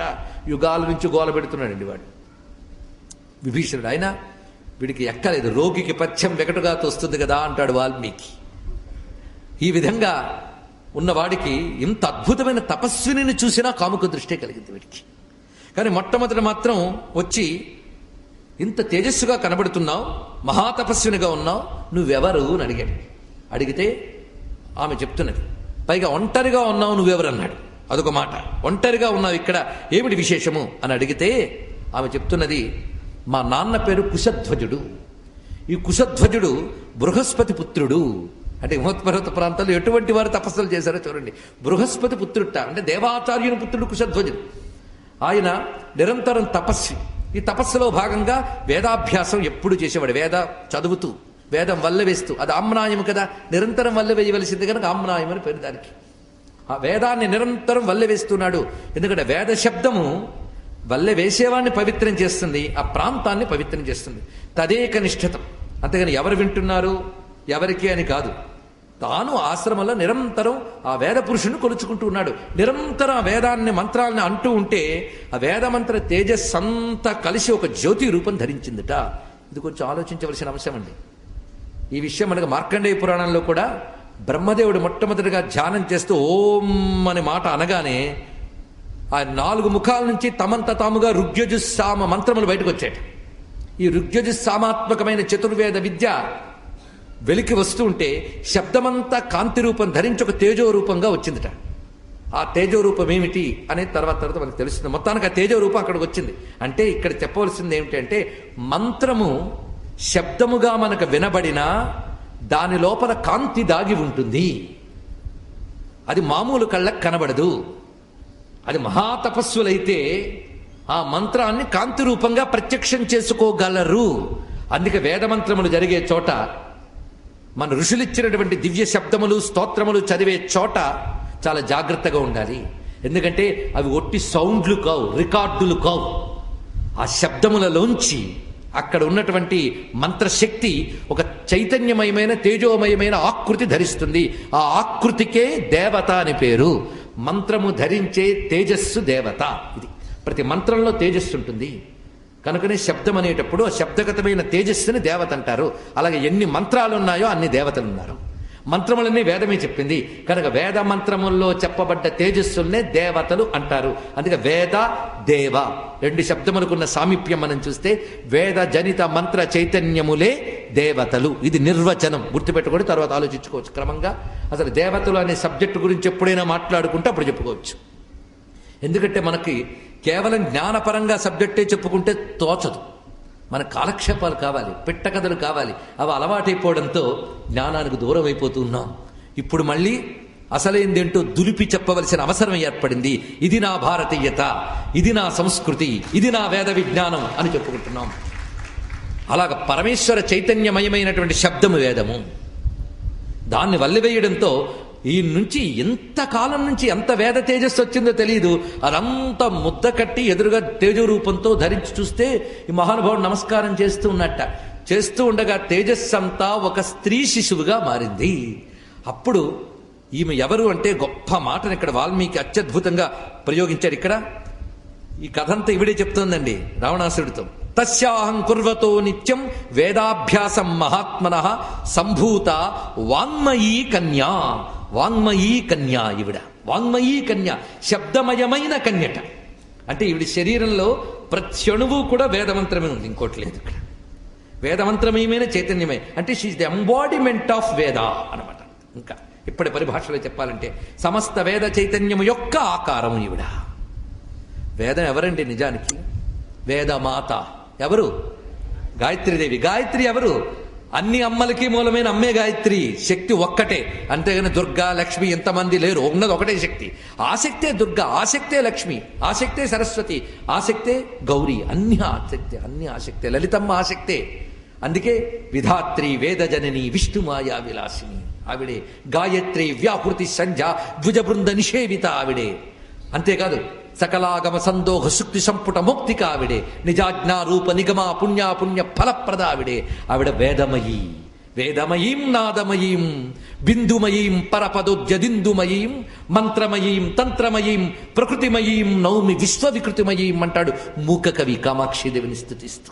అలా వేదమయీ అయినటువంటి ఆ తల్లి ఆ వేదజనని కనుక, వేదజనని అయిన పరాశక్తి కనుక, శక్తి అనగా వేదమయీ. అందుకే వేదమునకు ఒక పేరు వేదంలోనే చెప్పారు. ఏమనంటే వేదమునకున్న పేరే శ్రీ. రుచస్సామానియజూగుంషి సాహి శ్రీరమృతా సతాం. వేదంలో ఉంది మంత్రం. రుచస్సామానియజూగుంషి. 4 వేదముల్లో ఉండే మంత్రములు రుక్కులు, యజుస్సులు, సామములు. వీటన్నిటికీ కలిపి పేర్లు 2 చెప్పారు, అమృత, శ్రీహి అని. ఆ వేదము యొక్క మంత్ర రాశికి పేరు శ్రీహి. శ్రీహి అంటే తేజస్సు, శక్తి, పరబ్రహ్మని ఆశ్రయించిన శక్తి. అంటే జ్యోతిని ఆశ్రయించిన కాంతిలాగా పరమాత్మని వీడకుండా ఉన్న ఏ శక్తి ఉందో ఆ శక్తి శ్రీహి. ఆ శక్తి అమృత.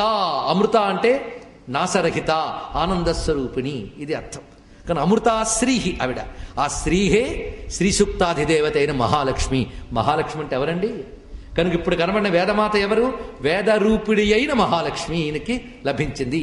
అలా తపస్సు ద్వారా అమ్మవారిని పుత్రికగా పొందిన వారు చాలా మంది ఉన్నారు. భృగు ప్రజాపతి తపస్సు ద్వారా లక్ష్మీదేవిని పుత్రికగా పొందాడు, ఆవిడ భార్గవి. అలాగే మతంగ మహాముని తపస్సు ద్వారా మాతంగిని పొందాడు.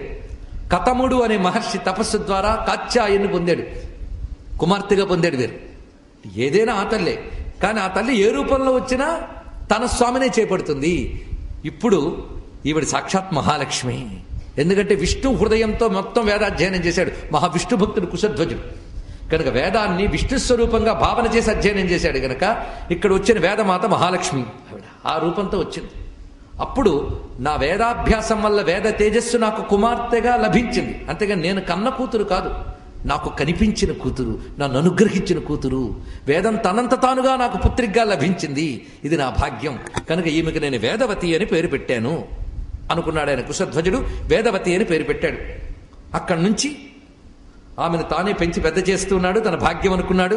ఈ సమయంలో జరిగిన విశేషం ఏమిటి అంటే అనేక మంది గంధర్వులు, రాక్షసులు, దేవతలు వీళ్ళందరూ వచ్చి మీ కుమార్తెను మాకిచ్చి వివాహం చేయండి అని పద్ధతి ప్రకారంగా అడిగేట. ఈయన ఇవ్వలేదట ఎవ్వరికి కూడా. ఎంత శ్రేష్ఠులైన వరులు వచ్చి అడిగినా ఇవ్వలేదు. ఎందుకు అంటే ఒకసారి మహర్షుల సమూహంలో చెప్పేటీన ఎందుకు ఇవ్వట్లేదంటే విష్ణువు వేదము రెండు ఒకటి. విష్ణు స్వరూపమే వేదము. యస్య నిశ్వసితం వేదాః. వేదం ఎప్పుడు విష్ణువుదే. అందుకే ఈ వేద విద్య అంతా కూడా విష్ణువుదే గనక ఈ వేదవతిని విష్ణువుకిచ్చి వివాహం చెయ్యాలని నా సంకల్పము అన్నట్టు కుశధ్వజుడు. ఇందులో భావం ఏంటంటే నువ్వు చేసిన వేదాధ్యయనం అంతా కూడా విష్ణు పదార్పణం చేయవయ్యా అనేది ఇందులో మనకు చూపిస్తున్నటువంటిది. ఇంకే ప్రయోజనాలకి కాదు, విష్ణు కృపే ప్రయోజనం. అందుకు విష్ణువుకి ఇవ్వాలనుకుంటున్నాను, విష్ణువే వరుడుగా లభించాలి. ఈ మాట కూతురు వింటోందిట. దానితో మనస్సులో ఆమె నారాయణుడు నా పతి అని నిశ్చయించుకుని తన ఊహ తెలిసిన దగ్గర నుంచి భర్తకి సంబంధించిన భావన మనస్సుకు వచ్చినప్పుడే నారాయణుడనే భావన వచ్చింది. అందుకే నారాయణుడే తన భర్త అని, నారాయణ అనుగ్రహం తనకు లభించి ఆయన్ని చేపట్టాలి వరుణుగా అని చెప్పి తపస్సు చేయడం ప్రారంభించింది. ఆమెలా తపోదీక్షలో ఉంటూ ఉండగా శంభువు అనే ఒక రాక్షసుడు వచ్చి కుశధ్వజుని అడిగేట కూతుర్నిమ్మని. ఆయన ససేమిరా అన్నాడు. అప్పుడు కుశధ్వని సంహరించి వెళ్ళిపోయాడు శంభువు. ఈమె తపశ్శక్తి చేత అసురుడి నుంచి తనని తాను కాపాడుకున్నది. అక్కడి నుంచి ఉన్నది. అప్పుడు ఆమె ఈ కథంతా చెప్పి, నువ్వెవడవో నాకు పరిచయం చేయక్కర్లేదు, నీ పేరు రావణుడు, అది నాకు తెలుసు, అంతకుముందు దశకంఠుడు అది తెలుసు, నీ బుద్ధులు తెలుసు, నువ్వు చేసిన పనులు తెలుసు, ఇక్కడి నుంచి పో అన్నది. ఇది ఆవిడన్నది. ఇదంతా నాకెలా తెలిసి నువ్వు అనుకుంటున్నావా? జానామి తపసా సర్వం త్రైలోక్యేయధివర్తతే. ముల్లోకాల్లో ఏముంది, ఏం జరుగుతోంది, ఏం జరగబోతోంది కూడా నాకు తెలుసు. ఇదే చెప్పింది ఆ తల్లి. అప్పుడు వెంటనే వాడు, నీ వయస్సు ఏమిటి, ఇంత నిండు యవ్వనం తపస్సుతో వృధా చేసుకుంటావా? తపస్సు చేయాల్సిన వాళ్ళు ఎవరు అంటే ముసలాళ్ళు, రిటైర్ అయిపోయిన వాళ్ళు కదా. అందుకే ఆధ్యాత్మిక మార్గం ఎవరికంటే రిటైర్ అయిపోయిన వాళ్ళకి, ముసలి వాళ్ళకి అని అనుకునే వాళ్ళందరూ రావణుడు తమ్ముళ్ళు. ఇది చూడండి, వాడన్నాడు ఇక్కడ మాట. కనుక ఇప్పటి నుంచి ఇదేమిటి, కాస్త కాళ్ళు కీళ్ళు ఊడేక అప్పుడు కూర్చోవచ్చు. ఇప్పుడు ఏంటి, యవ్వనంలో సుఖపడాలి. ఇదా నువ్వు చేసేది. వీడి బుద్ధి అప్పటి నుంచి ఇదేనండి. సుఖపడాలి, సుఖపడాలి, సుఖపడాలి. ఇంద్రియాలను సుఖపెట్టాలని బ్రతికే వాళ్ళందరూ కూడా రావణులే. ఇంద్రియాతీతమైన ఒక సుఖం ఉంది, అది పొందాలని ప్రయత్నించే వాడే సార్థకు. మనం ఆ స్థితికి వెళ్ళాలి. అప్పుడే రామం లభిస్తుంది, లేకపోతే రావణమే. రావణం అంటే ఏంటో చెప్పుకున్నాం కదా. ఈ విధంగా మాట్లాడాడు. మాట్లాడటమే కాదు, వాడికి ఎంత అహంకారం అంటే వెంటనే వెళ్ళాము జుట్టు పట్టుకున్నట్ట, లాక్కుపోతానని. జుట్టు పట్టుకోగానే ఆ తల్లి కోపంగా చూసింది. పై చెప్తాడు వెనక్కి వెళ్ళేటాడు ఒక్కసారి. ఆ తల్లి కళ్ళల్లో అంత తీవ్రత ఉన్నదండి. వాడు అహంకారం కూడా ఆ తపో తీవ్రత ముందు నిలబడలేక వెనక్కి వచ్చాడు. వెంటనే ఆ తల్లి ఏం చేసిందంటే, వాడు ముట్టుకున్న జుట్టును అలా పైకి తీసి తన చేత్తో భాగాన్ని కొట్టిందిట. కొట్టగానే తెగిపోయిందిట జుట్టు భాగం. ఇక్కడ రాస్తాడు, అసిర్భూత్వా కరస్తస్యాహ కేశాం ఛిన్నాంస్తదా కరోత్ అన్నాడు. అంటే తన చేతినే కత్తిగా చేసి నరికిందన్నాడు. ఆమె తపశ్శక్తి చేత వాడు ముట్టిన భాగం ఇంకా పనికిరాదని చెప్పి ఖండించి ఓ మాట అన్నది, ఎప్పటికైనా నాకు నారాయణుడే పతి అని చెప్పి తపోగ్ని రగుల్చుకుని తన శరీరాన్ని అక్కడే ఆవిడ దహనం చేసినది. ఇది హఠాత్ పరిణామానికి ఆశ్చర్యపోయాడు. ఎంతవరకు బలాత్కరించడాలు తీసుకుపోవడాలే తెలుసు కానీ ఈ విధంగా ఎదురైంది. 2 దెబ్బలు వెంటనే తగిలాయి. కైలాసం దగ్గర శివుడు కొట్టిన దెబ్బ, ఇక్కడ అమ్మ కొట్టిన దెబ్బ, 2 గమనించండి. ఇక్కడ ఇంకో 3వ వాడొచ్చి కొట్టాలి, మిగిలింది 3 రత్నాలు కదా మనకి. ఈ తల్లి ఇక్కడ ఈ విధంగా చేసింది. చిత్రం ఏంటంటే, ఇక్కడ ఈ కథ ఉన్నది ఉత్తర రామాయణంలో ఒప్పుకోవాల్సిందే. ఒక పద్మ మధ్యంలో చిన్న శిశు రూపంలో గోచరించిందిట ఆ భస్మం అవగానే. వెంటనే పట్టుకొచ్చి లంకకి తెచ్చి తన మంత్రులకు చూపించాడు. అందులో ఒక తెలివైన మంత్రి అన్నట్ట, నాకు కనబడుతున్న లక్షణములు బట్టి ఈమె నీకు ప్రాణాంతకం, జాగ్రత్త అని అనగానే వెంటనే తీసుకువెళ్ళి సముద్రంలో పడేశాడు అక్కడ. అప్పుడు ఆవిడ ఆ సముద్రము ద్వారా భూమిలో ప్రవేశించి, పైగా ఆవిడ ముందే చెప్తుంది, నేను తర్వాత అయోనిజగా వస్తాను, నీ యొక్క ఈ కామం వల్ల నువ్వు నశిస్తావు, జాగ్రత్తని చెప్పించింది అక్కడ. ఇక్కడ ఈ తల్లి మాట అనగానే దేవతలు దుందుములు మ్రోగించి కుసుముష్టి కురిపించట. సరిగ్గా నందీశ్వరుడు అన్నప్పుడు కూడా చెప్పించినప్పుడు అదే చేశారు. వాళ్ళ పని, వాళ్ళ సరదా వాళ్ళది. ఇక్కడ ఈ విధంగా ఎప్పుడైతే జరిగినదో ఆమె భూమి యందు ప్రవేశించి, విదేహరాజు పరమ జ్ఞాన వైరాగ్య సంపన్నుడు బ్రహ్మవేత్త ఆయన జనక మహీపతి యజ్ఞం చేయాలని యజ్ఞభూమిని దున్నబోతూ ఉండగా అక్కడ దొరికింది ఆ తల్లి. అయోనిజగానే వచ్చింది. రామాయణం మొత్తం మీద గర్భంలో ప్రవేశించకుండా అవతరించిన శక్తి స్వరూపిణి అమ్మ సీతమ్మ. ఆవిడ వేదవతి. అంటే ఇందులో చెప్తున్న విశేషం ఏంటో మనం పరిశీలిద్దాం. ఈవిడెవరు? వేదధర్మం. వేదం అంటే ఏమిటండి? మనం అనుకునే ధర్మములన్నీ వేదం నుంచి వచ్చినవే కదా. వేదోకిల ధర్మమూలం. కనుక వేదవతి అంటే అర్థం ఏంటి? ధర్మస్వరూపుడైన జగదంబిక. ఆ ధర్మానికి విఘాతం కలిగించాడు ఈ రాక్షసుడు. కనుకనే ఆ వేద ధర్మం ఏం చేసిందంటే, నా హృదయాన్ని వీడు దెబ్బతీశాడు కనుక వీడిని దెబ్బతీయాలని ఆవిడే పూనుకున్నది. ఈ కథని అగస్త్యుడు రాముడితో చెప్తూ, మహాలక్ష్మే వేదస్వరూపిణి, ఆ మహాలక్ష్మే వేదవతి, ఆ మహాలక్ష్మే ఈ సీతమ్మ, ఇదిగో నీ ప్రక్కన కూర్చొని మమ్మల్ని అనుగ్రహిస్తున్న ఆ జానకీమాత, ఈ తల్లి వల్లనే తమరు రావణ్ణి అంత సులభంగా కొట్టగలిగారండి అని నమస్కారం చేశారు అగస్త్యుడు వెంటనే రామచంద్రమూర్తిని. ఇదంతా వింటున్నవాడు రాముడు సీతా సమేతుడు, మర్చిపోవద్దు ఆ దృశ్యం అలాగే గుర్తుపెట్టుకోండి. అందుకే మన త్యాగరాజ స్వామి వారు ఎప్పుడో చెప్పారు, మా జానకి చెట్టా పట్టగా మా రాజు వైతివి అని. శ్రీనాయక యశము నీకే కలగజేయలేదా, మా జానకి చెట్టా పట్టగా. ఈవిడ పూనుకుందండి. ఇంకే అవతారంలోని లక్ష్మీదేవి పూనుకుని చేయించిన వైనాలు లేవు, ఒక్క రామావతారంలోనే. అందుకే రామాయణం రామకథ మాత్రమే కాదు, సీతాయాశ్చరితం మహత్. రామునికి ఎంత ప్రాధాన్యమో సీతమ్మకు అంత ప్రాధాన్యం, అంత ప్రాధాన్యం ఉన్నది. పైగా సీతమ్మ యొక్క సంపూర్ణ వృత్తాంతం ఉత్తర రామాయణంలో మనకు లభిస్తున్నది. ఈ విధంగా ఇక్కడ మీరు కూడా గమనించాలి, అమ్మవారు పద్మజ అంటే పద్మము నుంచి పుట్టింది. అంతేకాదు సాగర కన్య, సాగరం నుంచి జన్మించింది. సరిగ్గా అలాగే జరిగించునండి. వేదం నుంచి వచ్చింది, పద్మములు ఆవిర్భవించింది, సముద్రంలో ప్రవేశించింది, భూమి నుంచి వచ్చింది. ఈ తత్వాన్ని మీరు పరిశీలించితే మళ్ళీ తన యొక్క లక్ష్మీతత్వం అంతా ఇందులో వలి చూపించింది. ఇది గమనించవలసిన మరొక అంశం. ఆ విధంగా దెబ్బ తగిలినా మళ్ళీ చిక్కబట్టుకుని వీడు రకరకాల దేవగణములపై యుద్ధాలకు బయలుదేరాడు, మరుత్తులపై జయం సాధించాడు. అలా వస్తూ అయోధ్యను ఏలుతున్న ఇక్ష్వాకు వంశ ప్రభువు దగ్గరికి యుద్ధానికి వచ్చాట. అప్పుడు పాలిస్తున్నవాడు అనరణ్యుడు. తర్వాత ఎన్నో తరాల తర్వాత వచ్చాడు దశరథుడు. అప్పుడు అంటే ఎప్పటివాడో రావణాసురుడు చూడండి వాడు. ఆ అనరణ్యునితో యుద్ధం జరిగింది. అనరణ్యుడు ఎంత గట్టిగా కొట్టాడంటే రావణ సైన్యాన్ని చాలా అద్భుతంగా దెబ్బతీశాట. ఆఖరికి రావణుడు ఒక మాయోపాయంతో అనరణ్యుడు ముఖం మీద కొడితే అనరణ్యుడు అంటాడు, నువ్వు రాజర్షులైన ఇక్ష్వాకు వంశంలో పుట్టిన నన్ను దెబ్బ కొట్టేవి గనక నా వంశంలో పుట్టిన వాడి చేతుల్లోనే చస్తావ జాగ్రత్త అన్నట్టు అనన్యుడు. వెంటనే దేవతలు కుసుముష్టి కురిపించి దుందువులు మ్రోగించారు అని వర్ణించారు ఇక్కడ. కనుక వాడికి ఆ భయం ఉన్నది. ఆ తర్వాత యముని మీదకి దండయాత్రకు వెళ్ళాడు. ఆ యముడితో యుద్ధం చాలా చిత్రంగా జరిగింది. యముడి పరివారాన్ని కొట్టాడు. యముడు కూడా చూసి చూసి చూసి చిట్ట చివరికి యమదండం తీసేటండి. ఆ యమదండం తీస్తే మాత్రం ఎవడు నిలబడ్డు. యమదండం తీయగానే రావణాసురుని సైన్యం కొంత నశించిపోయింది. మిగిలిన వారు పారిపోయేట అక్కడి నుంచి.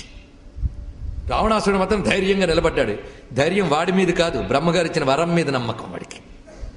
ఎప్పుడైతే బ్రహ్మ ఇచ్చిన వరం మీద నమ్మకం పెట్టుకుని నిలబడ్డాడో బ్రహ్మగారు అక్కడికి వచ్చారు. వచ్చి యముణ్ణి బతిపలుకున్నట్ట. మహానుభావ, ఏమిటంటే నువ్వు గాని కొట్టేవా నా వరం ఫెయిల్ అయిపోతుంది. నీ యమదండం ఎక్కడా విఫలము చెందదని నేను ఇచ్చిన వరమే. మళ్ళీ చూడండి, ఇది పెద్ద చిక్కు. ఎవడి చేతిలో చావవు అని వీడికి వరం ఇచ్చాడు, యమదండం ఎక్కడా విఫలమవుదని వీడికి వరం ఇచ్చాడు. ఇప్పుడు రెండు ప్రమాదాలు ఉన్నాయి. కనుకనే ఈ రెండూ కాపాడుకోవాలి అంటే నువ్వు యమదండం ఉపసంహరించుకో. అప్పుడు యముడన్నాడు, నువ్వు చెప్పేవని వదులుతున్నాను అంటే రావణుడి విజయాలు సగానికి సగం బ్రహ్మమాట నిలపాలని దేవతలు రాజీపడి వదిలేసిన విజయాలే. అంతేగాని రావణుడు బలవంతంగా చేయించుకున్నవి కావు. బ్రహ్మవాక్కు నిలపడం గౌరవించారు, బ్రహ్మవాక్కును గౌరవించారు. ఎవరో కొందరు దెబ్బతిన్నా చాలా మంది గౌరవించారు ఇక్కడ. అప్పుడు అంటాడు, యుద్ధ భూమిలో నేను ఈ దండాన్ని ఉపసంహరిస్తే ఓడిపోయినట్టు అనిపిస్తుంది గనక అంతర్ధానం అవుతాను అని చెప్పి యముడు కాలదండంతో సహా అంతర్ధానం అయిపోయాడు. తాను విజయం సాధించాను గర్వించి బయలుదేరి వెళుతున్నాడు. వెళుతూ వెళుతూ రసాతలం వైపు వెళుతూ ఉన్నాడు. అక్కడ ఒక విశిష్టమైన నగరం ఉందిట, అశ్మనగరం అని దానికి పేరు. ఆ నగరంలోకి ప్రవేశించాడు. అది చాలా విస్తారమైనటువంటి కోటలు, దాని ముందు ప్రాకారాలు ఉన్నాయి. ఇదేమిటో చూద్దామని బయలుదేరాడు. పైగా మిగిలినటువంటి రాక్షస సైన్యాలంతటినీ అక్కడ నిలబెట్టాడు. పుష్పక విమానం ఎక్కడికైనా వెళ్ళగలదు గనక అక్కడికి చేరగలిగాడు వాడు. ఆ రాక్షసులందరినీ బయట నిలబెట్టి వీడు మాత్రం అశ్మనగరంలోకి వెళ్ళాలని ఆ ప్రాకారం దాటి లోపలికి వెళ్ళగానే అక్కడ ఒక అద్భుతమైన భటుడు ఎదురుపడ్డాట. అశ్మనగరంలో ఆ భటుడు ఎదురుపడ్డాడు.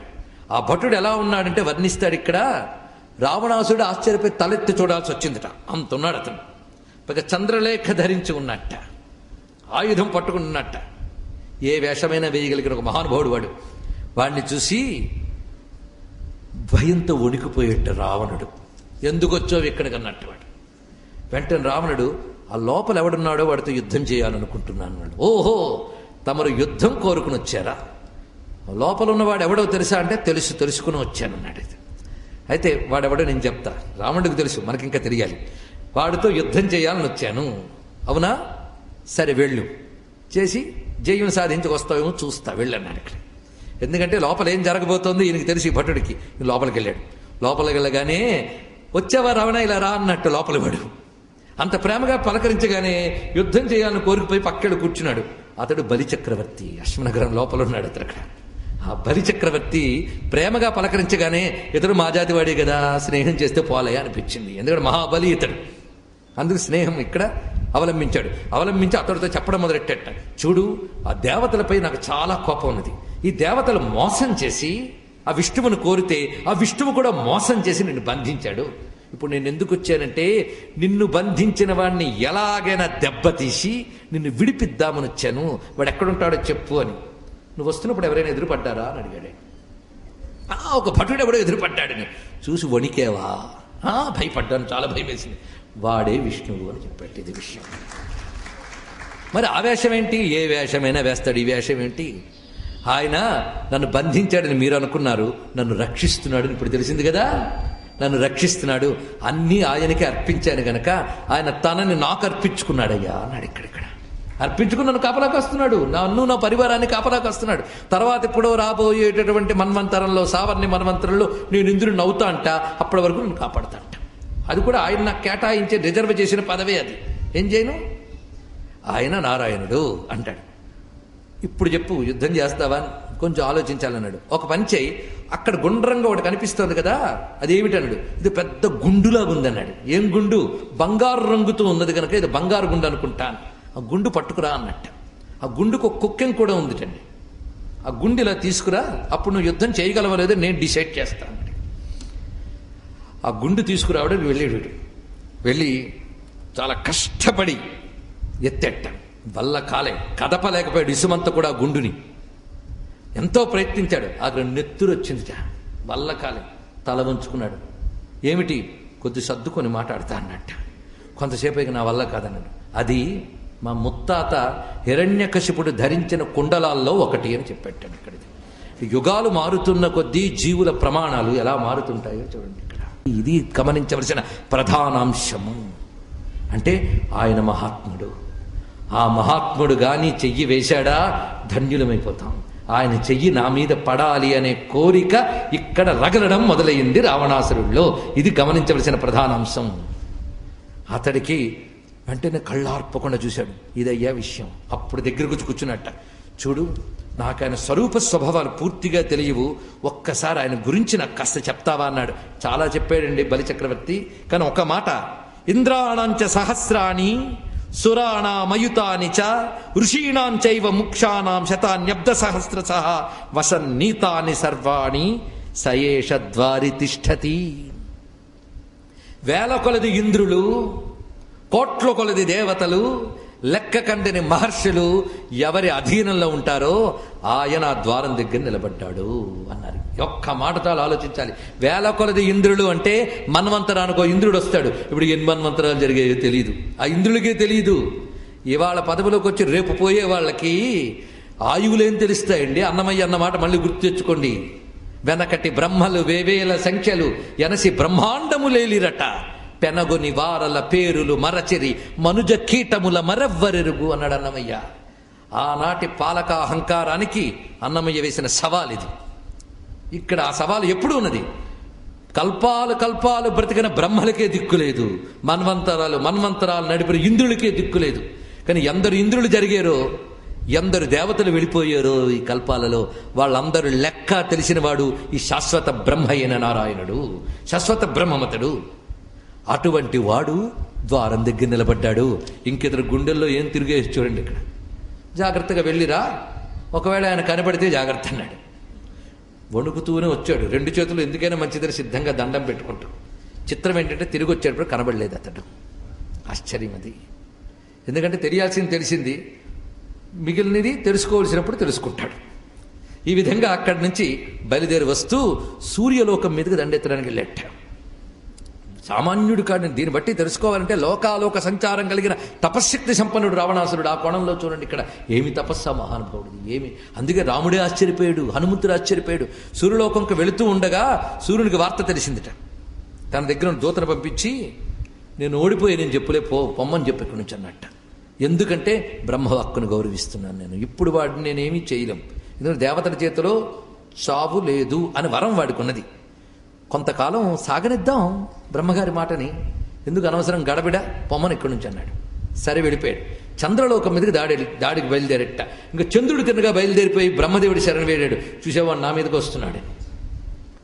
అప్పుడు బ్రహ్మదేవుడు వచ్చి మధ్యలో ఆపి, నువ్వు చంద్రుడిని వదిలేయవయ్యా, ఆయన ఏదో పాపం వెళ్ళిపో అన్నట్టు. సరే నువ్వు మాకు పెద్దవాడివి గనక, ముత్తాతవి గనక నమస్కారం చేస్తున్నా వెళ్ళొస్తాను అన్నట్టు. ఇక్కడ అబ్బా చెప్పిన వెంటనే పెద్దవాళ్ళ మాట విన్నాడు. అది మెచ్చుకోవాల్సిన విషయమే కదండి. అంత రాక్షసుడైన పెద్దలు చెప్పారని విన్నాడంటే మెచ్చుకోవాల్సిన విషయమే.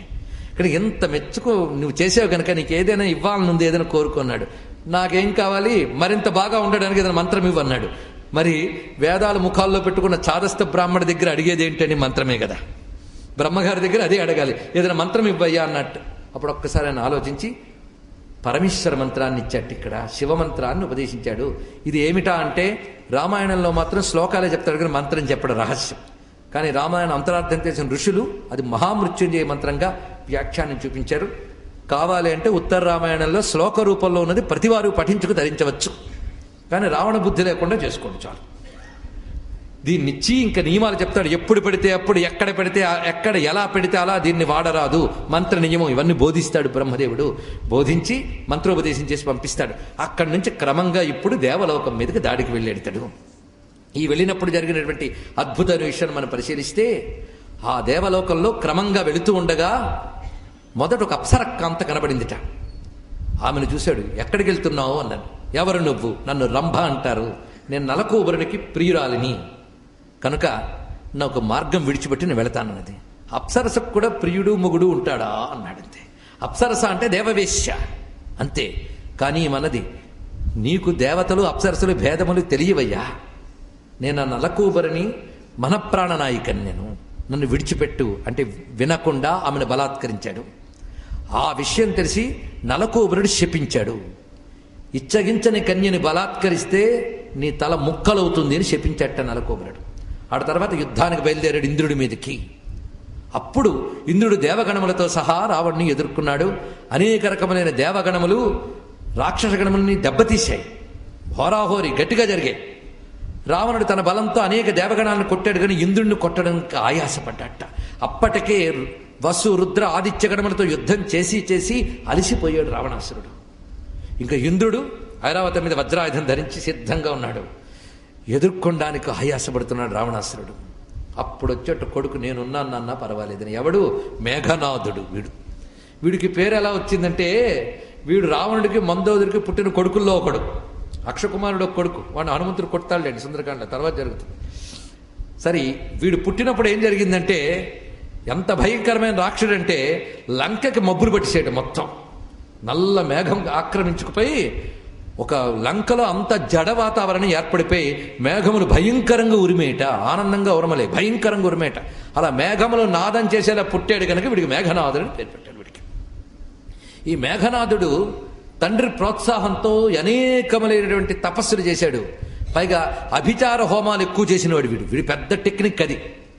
మనం ఇంద్రజిత్తుని చూస్తే అభిచార హోమాలు ఎక్కువ చేస్తాడు. నిజానికి అభిచార హోమ ప్రక్రియ కూడా అధర్వణ వేదంలోంచి సిద్ధమంత్రాల్లోంచి వచ్చింది. కానీ అది ధర్మరక్షణ కోసం, దేశరక్షణ కోసం, ఉత్తమమైనటువంటి పాలకుల కోసం అది ఇచ్చారు మంత్రం. రక్షించుకోవడానికి కత్తమ్ముతారు, ఆపరేషన్ చేయడానికి కత్తమ్ముతారు. కానీ అదే కత్తి కొని ఎవడో హత్య చేశాడు అంటే కత్తిని ఉత్పత్తి చేసేవాడి తప్పు కాదు కదా. అందుకే అభిచార మంత్రములు ఉంటాయి శాస్త్రంలో, కానీ దుర్మార్గుల చేతుల్లో పడకూడదు. పడితే వాళ్ళు ఏం చేస్తారు అంటే ఇలాంటి దుర్మార్గాలు చేస్తారు. అందుకే ఎప్పుడు మహామహా మంత్ర విద్యల్ని పెద్దలు ఎందుకు రహస్యంగా ఉంచుతారు అంటే, దుర్మార్గుల చేతుల్లో పడితే ప్రపంచానికి ప్రమాదం గనక. కానీ ఈ రోజుల్లో ప్రజాకర్షణ కోసమని మహామహా మంత్రాలని బీజాక్షర సహితంగా యోగ్యతాయోగ్యతలు కూడా చూడకుండా టీవీల్లో చెప్తూ ఉంటే వింటూ ఉన్నటువంటి విపరీత కలికాలంలో మనం ఉన్నాం. దయచేసి వారికైతే దైవం మీద నమ్మకం లేదు కనుక దుస్సాహసం చేస్తున్నారు, కానీ వింటున్న మనం మాత్రం విశ్వాసంతో చెవులు మూసుకోండి. బీజాక్షర మంత్రములు మాత్రం సరి అయిన గురూపదేశం లేకుండా చెయ్యరాదు. ఏమిటంటే అలా చెప్తారు అంటే, మందుల పేర్లు టీవీలో చెప్తూ ఉంటే ఆయా రోగులు కాగితాల మీద రాసుకుని కొనుక్కుని వాడతారా చెప్పండి. ఇక్కడ ఎవరైనా డాక్టర్లు ఉంటే చెప్పండి, అలా వాడచ్చా? వాడకూడదుగా, అలాగే అది వాడకూడదు, గుర్తుపెట్టుకోండి. మంత్ర మర్యాదలు తెలియట్లేదు, మంత్రం మీద చెప్పేవాడికి నమ్మకం లేదు, వినేవాడికి అంతకంటే నమ్మకం లేదు. ఎలాగో ఖాళీగా ఉన్నాను కదా మంత్రం జపించేద్దాం, వస్తే ఫలితం వస్తుంది, పుచ్చుకుందాం అంటే వాడికి వస్తుందని నమ్మకం లేదు. కానీ వస్తుంది నెగిటివ్గా, గుర్తుపెట్టుకోండి. అందుకే ఏదో నామమంత్రాలు చేసుకుంటూ అందరూ తరించవచ్చు, శ్లోక మంత్రాలు కూడా ఉపదేశించవచ్చు, వాటిని గట్టిగా అనుష్ఠిస్తే అలాంటివైనా సాధించవచ్చు. కానీ బీజాక్షర మంత్రాలని, ఇలాంటి మహామహా మంత్రాలని, శక్తి మంత్రాలని జాగ్రత్తగా వాడాలి. ఈ రోజుల్లో ఎందుకు ఇంకా దాపరికం, ప్రజా శ్రేయస్సు కోరి మాట్లాడాలి గనక ఆ బాధ్యతతో మీ ముందు చెప్తున్నాను. ప్రత్యంగిరా లాంటి మహామహా ఉగ్ర మంత్రాన్ని కూడా వ్యాపారానికి వాడి, మీ క్రియలు కావాలంటే మిరపకాయలు పట్టుకురండి, మేము హోమాలు చేసేస్తాం, మీకు మంత్రాలు చేసేస్తాం అని చెప్తూ ఉంటే మనం వింటూ ఉన్నామే. ఇటువంటి వారిని దండించే ధార్మిక వ్యవస్థ మనకి లేకపోవడం వల్ల ఈ పరిస్థితిలో ఉన్నాం. దానికి ఎవరు చెప్పాలి?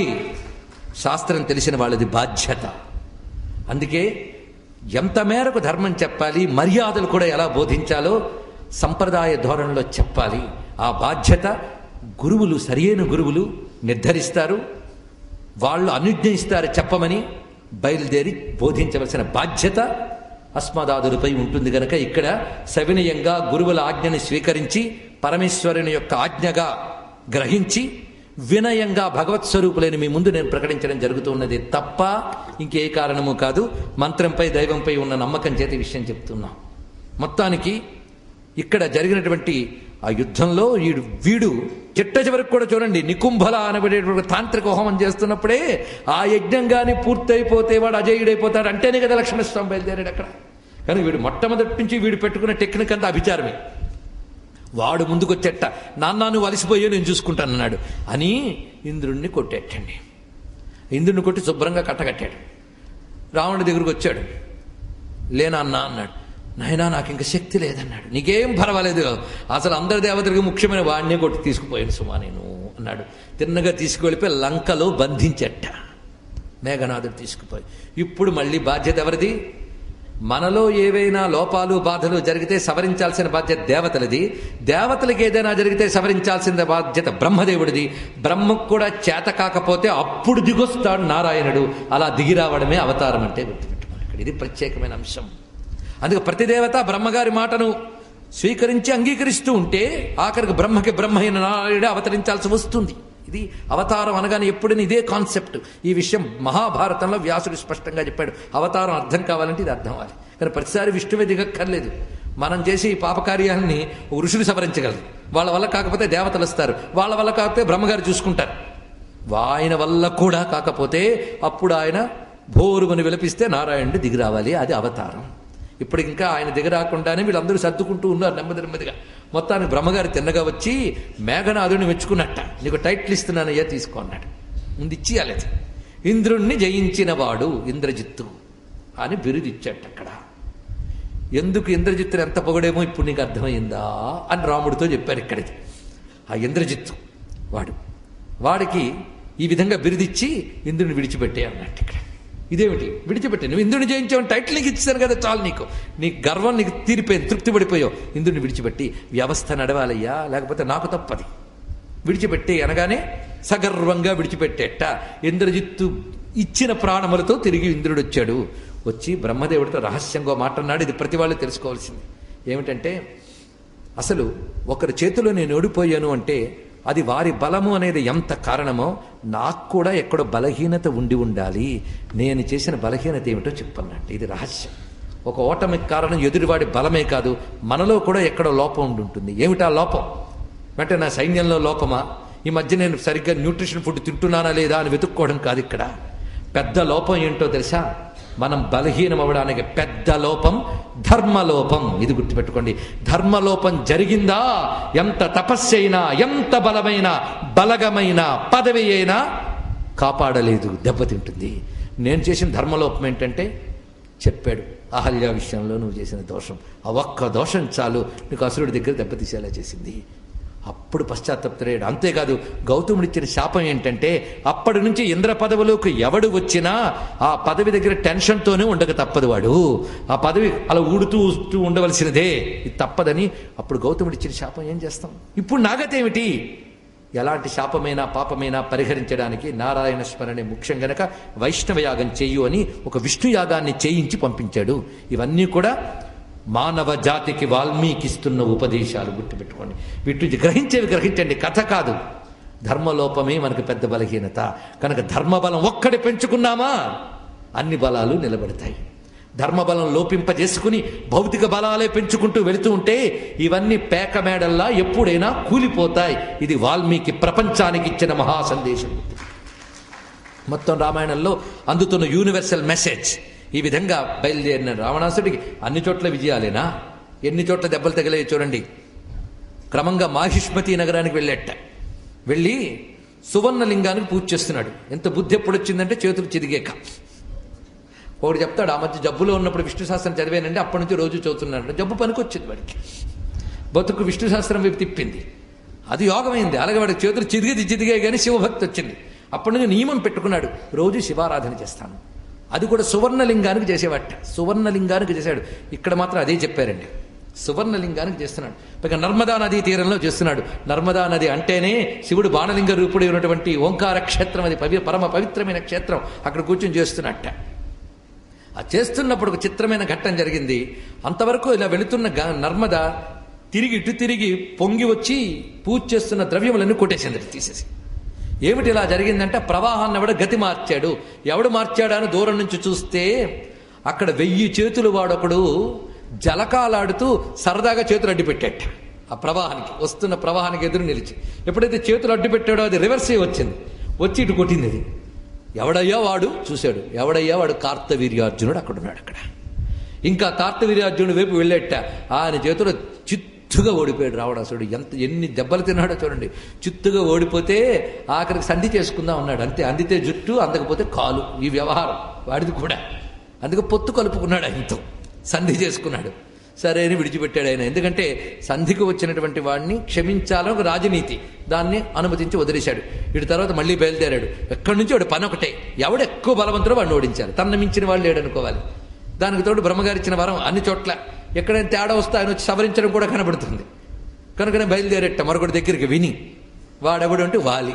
వాడి కథ మీకు తెలిసిందే.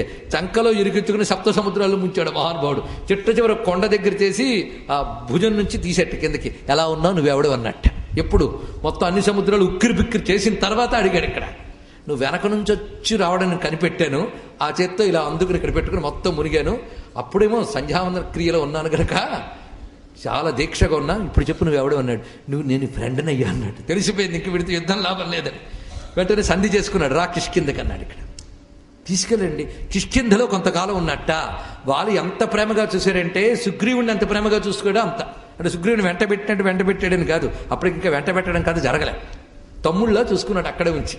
అందుకే అంటాడు రావణాసురుడు సుందరకాండలో, అందుకు ఉత్తరాఖండ అర్థమైతే కానీ అర్థం కాదు. నాకు ఎందరో వానరులు తెలుసు, వాలి తెలుసు, సుగ్రీవుడు తెలుసు, నీలుడు తెలుసు, నలుడు తెలుసు, కానీ ఇలాంటి ప్రతాపం ఎక్కడా చూడలేదయ్యా అంటాడు హనుమంతుడి విషయంలో. ఎందుకంటే హనుమంతుడు అప్పటికి ఇంకా ఉన్న ప్రతాపం బయట పెట్టలేదు. ఆయన ఎందుకు బయట పెట్టలేనిది కూడా ఉత్తరంలో దొరుకుతుంది మనకి, తర్వాత చూద్దాం.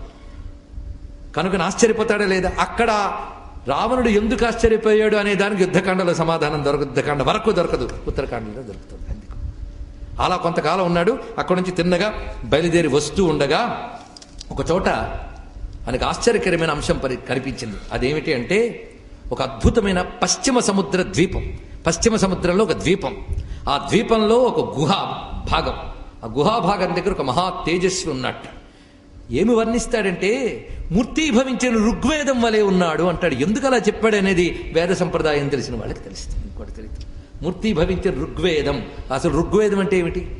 రుక్కులు అంటే స్థుతులు అని అర్థం. దేవతలను స్తుతిస్తాయి కనుక రుక్కులన్నీ కూడా ఒక్కొక్క దేవతకి సంబంధించిన స్థుతులు అందులో ఉన్నాయి. ఆ సర్వదేవత మయుడైన ఒక తేజస్సు అనమాట. అది దీనిలో చెప్తున్నాడు ప్రధానమైన అర్థం. ఋగ్వేద స్వరూపంగా ప్రకాశిస్తున్నాడు. పైగా సువర్ణ పద్మాల మాల ధరించి ఉన్నట్ట, మహా తేజస్వి. చూడ్డానికి తపోవేషంలో ఉన్నాడు ఆయన. ఆయన చుట్టూ జ్వాలలు ఉన్నాయట. ప్రకాశ రూపాన్ని చూశాడు. ఇతరెవడో విచిత్రంగా ఉన్నాడే, ఈయన మీద పంచు ప్రతాపం చూపిద్దాం అనుకున్నాడు. వెళ్ళాడు. వెళ్ళగానేమిటి, నీతో యుద్ధం చేయాలనుందండి. నీ యుద్ధం పిపాస పూర్తిగా తీరేటట్టు చేస్తాను చూడన్నాడు. వెంటనే చూసేట. చూడగానే ఆయనలో అపారమైనటువంటి తేజస్సు గోచరించింది. ఆశ్చర్యపడిపోయాడు. ఏమిటి తేజస్సు? క్రమంగా తేజస్సులో సర్వదేవతలు విశ్వరూప దర్శనం జరిగిందని అతనికి. వెంటనే నాతోరా నువ్వు యుద్ధం చేసేది అన్నాడు. అప్పుడు నేను కళ్ళు తిరుగుతున్నా తేజస్సు చూస్తుంటే, చేత్తో ఇలా అన్నట్టు అతను అంతే కింద పడి మూర్ఛపోయాడు. అతను రావణాసురుడు మూర్ఛపోయాడు, లోపలికి వెళ్ళిపోయాడు. ఆ బిలం లోపలికి వెళ్ళిపోయాడు ఈ మహానుభావుడు. తర్వాత తేరుకున్నట్ట. తేరుకోగానే అతని మీద నీళ్లు జల్లుతూ ఉన్నారు చుట్టూ మంత్రులు. అందుకు పనికొచ్చారు ఎవరు? ప్రహస్తుడు, అకంపనుడు, మారీచుడు. నీళ్లు జల్లి పద అన్నట్టు. ఏం జరిగింది? ఇది జరిగింది, ఇంకా పద అన్నాడు. ఎక్కడికి వెళ్ళాడేంటి ఆయన? ఎక్కడికి పోతే పోయాడు, నీకెందుకు? ఇక్కడ ఒక మాట అంటాడండి, నడుస్తున్న బండి ఎక్కాలని ప్రయత్నించకు అని ఒక మాట వేశాడు. అంటే రన్నింగ్ బస్సు ఎక్కద్దు అని అప్పుడు అన్న ఆ మాట వహిస్తుంది రామాయణంలో మనకి. వలవదు పరివెడి బండ్లకు పదములు చాచన్ అంటారు ఇక్కడ కంకట్ పాపరాజు. పరువిడు బండ్లకు పదములు సాచన్ వలదు. వెళుతూ ఉన్న వాహనం ఎక్కే ప్రయత్నం చేయకు, పడిపోతావు, దెబ్బతింటావు, జాగ్రత్త. ఆయన వెళ్ళిపోయాడు లోపలికి. ఏదో నీపై దయ చూపించి విడిచిపెట్టాడు ప్రాణాలతో. వెనక్కి వచ్చి వెళ్ళిపోదాం. ఆయన ఎక్కడికి వెళ్ళే డీటెయిల్స్ నీకు అక్కర్లేదులే అన్నాడు. కాదు, నాకు కావాలి అన్నాడు. అమ్మో, వాడు మహా ఉగ్రమూర్తి. అయితే మీరు భయపడ్డారు కదా, మీరు ఇక్కడ ఉండండి, నేను మాత్రం లోపలికి వెళ్తా అన్నాడు. వాడికి ఏదో లోపల నుంచి సైషన్ వస్తాను. వాడి లోపల ఆర్తి పట్టుకోవాలండి. రావణుడు రాక్షసుడు అంటాం కానీ వాడు జీవుని వేదన ఒకటి ఉంది, అది పట్టుకోవాల్సింది రహస్యం. రావణుడు జీవుని వేదన అసలు ఏడుపు. అది వాడి ఏడుపు. ఏడ్చేవాడే. దేనికోసం? ఎప్పుడు రాముడి దగ్గరికి వెళతాననే ఏడుపు వాడి లోపల ఉంది. అదే రావణం అంటే గుర్తుపెట్టుకోండి. అది జీవుడి వేదన. అది పట్టుకున్న వాళ్ళు నిజానికి ఆ రహస్యం పట్టిన వాళ్ళు ఎవరు కనబడరు. ఒక్క కవి సమ్రాట్ విశ్వనాథ వారు జీవుని వేదన అనే పదాన్ని కాయిన్ చేశాడు. రావణాసురుడు జీవుని వేదనది. వాళ్ళ లోపల అసలు వేదనది. బయట వేదనేమో యుద్ధం కావాలనేది. అందుకే మీరు భయపడితే భయపడ్డారుగా, నేను లోపలికి వెళ్తానన్నాడండి. లోపలికి వెళ్ళాడు. ఆశ్చర్యం. ఆ బిలమధ్యంలో ఆ లోపలికి విస్తారమైనటువంటి దుర్గముందిట. అడుగడుగునా కూడా ఆశ్చర్యకరమైనటువంటి దివ్య కాంతులు కనిపిస్తున్నారు. పల్లెరముల్లో దివ్య పదార్థములు పట్టుకుంటూ పరిచారక స్త్రీలు దేవకాంతలు కనిపిస్తున్నారు. వాళ్ళు మామూలు దేవకాంతాల్లో లేరు. ఎందుకంటే అందరినూ చూసాడు వీడు. కొందరు పార్షదగణములు కనిపిస్తున్నారు. ఇవన్నీ చూస్తూ క్రమంగా గర్భగృహంలోకి వెళ్ళగలిగాడా? లోపలి వాడు రానిచ్చాడు. ఏమనుగ్రహించదలుచుకున్నాడో. ఆ లోపల మహా తేజస్వి ఆయన ఒక పర్యంకంపై ఉన్నట్ట. అక్కడ ఒక దోమతెర ఉన్నదిట. పన్నగపు దోమతెర పైకెత్త వేలయ్యా. వేషం మార్చాడు, పడక మార్చలేదు. ఆ శేషువు కూడా ఒక దోమతెరలా మారాడంతే. అక్కడ పాదములెత్తుతో ఒక ఆమె కూర్చున్నది. మళ్ళీ ఆమె వచ్చిందండి. ఇందాక వేదరూపిణిగా వచ్చిన ఆవిడ. ఆవిడ్ని చూశాడు. చూస్తూనే ఆ కామం లేచింది వీళ్ళు, మళ్ళీ ప్రజ్వలించింది. మోహం. వాడు దాంతోనే మసవ్వాల్సిన వాడు గనక ఆమెను పట్టుకోబోయేట. పట్టుకోపోతే తెర తీసి పకాలము నవ్వెట్టేవాడు. ఎవరు? అక్కడ యోగ నిద్ర ముద్రలో ఉన్న మహానుభావుడు పకాలము నవ్వెట్ట. నవ్వగానే భయపడిపోయాడు. భయపడిపోయి 2 చేతులు దొయిలించాడు. ఎందుకంటే వీడికి అలవాటైపోయింది భయపడితే దండం పెట్టడం. వెంటనే 2 చేతులు దొయిలించాడు. దొయిలించగానే వాడు లేచి కూర్చున్నాడు. ఎవడవురా, ఏమిట్రా ప్రశ్నించాను కానీ నువ్వెవడువో నాకు తెలుసు అని. ఏం బతకాలని ఆశ లేదా అనగానే అప్పుడు నన్నెవరు చంపలేరు అన్నట్ట. ఈయన నవ్వుతున్నాడు. నన్నెవరూ చెప్పలేరు, దేవతలు చెప్పలేరు, గంధర్వులు చెప్పలేరు, రాక్షసులు చెప్పలేరు, కానీ నువ్వు చెప్పగలవు అన్నట్ట. అంత నెమ్మదిగా అన్నది అది. నువ్వు చంపగలవని నాకు తెలుస్తోంది కనుక నన్ను విడిచిపెట్టు అన్నట్ట. తెలిసిందా? ఇప్పుడు చంపంలే. ఎందుకంటే ఆ బ్రహ్మ ఇచ్చిన మాటకి గౌరవించాల్సిన బాధ్యత నాకు ఉంది. పిల్లాడు చెప్పాడుగా, కొంతకాలం మన్నిద్దాం అని ఊరుకున్నా. కానీ ఎప్పుడో అప్పుడు ఇట్టాడి బుద్ధి వల్లే దెబ్బతింటావు. అమ్మ మీద చెయ్యి వేయాలనిపించింది కదా, దానివల్లే దెబ్బతింటా, జాగ్రత్త. ఇంతే చెప్పాడు. పో, నిన్ను విడిచిపెడుతున్నాను అన్నాడండి. బ్రతుకు జీవుడా అని బయటకు వచ్చాడు. అయ్యా, ఆ ద్వారం దగ్గర కనబడ్డవాడెవడు, లోపలికి వెళ్తే కనిపించిన వాడెవడు అంటే బయట ఋషిలా కనబడ్డవాడే లోపల లక్ష్మీ సమేతుడై గోచరించాడు. రావణుని అనుగ్రహించి లోపలికి రప్పించి దర్శనమిచ్చాడు. అంతేగాని రావణుడు చూశాడు కాదు, ఆయన అనుగ్రహించాడు ఇక్కడ. ఎందుకంటే తన నుంచి ఒక పొరపాటు వల్ల జారిపోయిన తన దాసుణ్ణి తిరిగి తన దగ్గరికి తెప్పించుకోవాలనే కృప ఆయనకి మాత్రమే ఉండదా? అది ఈ మాటను అద్భుతంగా కొన్ని పూర్వ సినిమా గీతాలైనప్పటికీ కూడా మహర్షి తుల్యులైన గొప్ప కవులు రచించారు కనుక చెప్పుకోవాలి. ద్వారపాలుర మరల దరిదీయు కృపయో ధరలోన ధర్మము నెలకొల్పు నెపమో రాముని అవతారం. నిజానికి మహానుభావులు సముద్రాల గారు ఎక్కడున్నారో కానీ ఆ భూకైలాసంలో ఏం చెప్పారంటే ఇక్కడ ద్వారపాలుర మరల దరిదీయు కృపయో, ఆయన దయ లాంటిది. అందుకే ఆ మహానుభావుడు ఆయన రప్పించుకునే ప్రయత్నం ఆయన చేస్తాడు. మర్చిపోయి తిరుగుతూ ఉంటే అప్పుడప్పుడు గుర్తు చేసి లాగాలి. జీవుణ్ణి లాగుతున్నాడు ఈయన. ఎన్ని రకాలుగా లాగాడు చూడండి. ఇందాక బలిచక్రవర్తి దగ్గర మొట్టమొదటి ఎదురయ్యింది. అసలు కైలాసం దగ్గరే ఇతడి లోపల కదలికేదో వచ్చింది. అందుకే మొదట ఆయన వరం ఇచ్చాడు, రెండో ఆయన చెదగొట్టి వరం ఇచ్చాడు, మూడో ఆయన కోసం వెతుక్కుంటున్నాడు. ఇప్పుడు అది మూడో ఆయన అంటే వీడు ఎవరు? అక్కడ కూడా ఆదిశేషుడు లక్ష్మీదేవిగా కాదుట, అక్కడ మళ్ళీ వేషం మార్చాడు. ఆదిశేషుడు దోమ తెరవమన్నాడు. అమ్మవారిని పద్మాలు పట్టుకుంటే పోల్చేస్తాడు. నువ్వు మామూలు స్త్రీలా కూర్చో, నేను కూడా శంఖచక్రాలు పట్టుకోకుండా ఊరుగా నా యోగ నిద్ర భంగం చూపిస్తాను. ఎంత చేశాడు సెటప్. కానీ జీవుడికి ఎక్కడ తగలాలి అక్కడ తగిలింది. మౌనంగా వచ్చేట. ఏం జరిగింది అన్నట్టు రాక్షసులు. నాకు మాత్రమే తెలుసు అన్నట్ట. అంటే వాళ్ళ లోపల ఎన్ని. అక్కడి నుంచి క్రమంగా ఏం చేశాడు తెలుసా?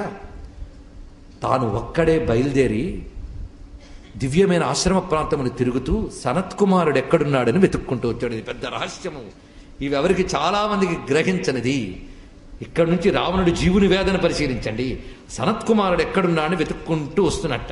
వెతుక్కుంటూ వచ్చి నమస్కారం చేసి వినయంగా కూర్చున్నాడు. అన్ని చోట్ల ప్రతాపం చూపిస్తాడు మహానుభావుడు. బ్రహ్మపుత్రుడు మానసంపన్నుడైనటువంటి సనత్కుమారుడు ఆయన వద్దకు వచ్చి నమస్కారం చేసి, మహానుభావ, అసలు నేను బలవంతులైన దేవతలు గంధర్వులు అని అనుకుంటున్నాను, కానీ వీళ్ళందరికంటే బలమైన వాడెవడో ఉన్నాడయ్యా. వాడు దేవతల్లో ఒకడు కాడు, దేవతలకే దైవమైన వాడు. నేను దేవతలు గంధర్వులు యక్షులు నాగులు అనేటువంటి జాతుల్నే చూసేనే గాని సర్వమునకు కారణమైన వాడెవరో ఉన్నారు. వాడెవడు? దేవానామ బలవత్తర కో అస్మిన్ ప్రవరో లోకే. ఎవడయ్యా వాడు? ఎం సమాశ్రిత్య వివిధా జయంతి సమరేరిపున్. ఎవరి బలం చేత ఈ బలవంతులందరూ బలవంతులు అనిపించుకుంటున్నారు? రెండవ ప్రశ్న. అక్కడ ప్రహ్లాదుడు చెప్పినది వీడి ప్రశ్న అయింది.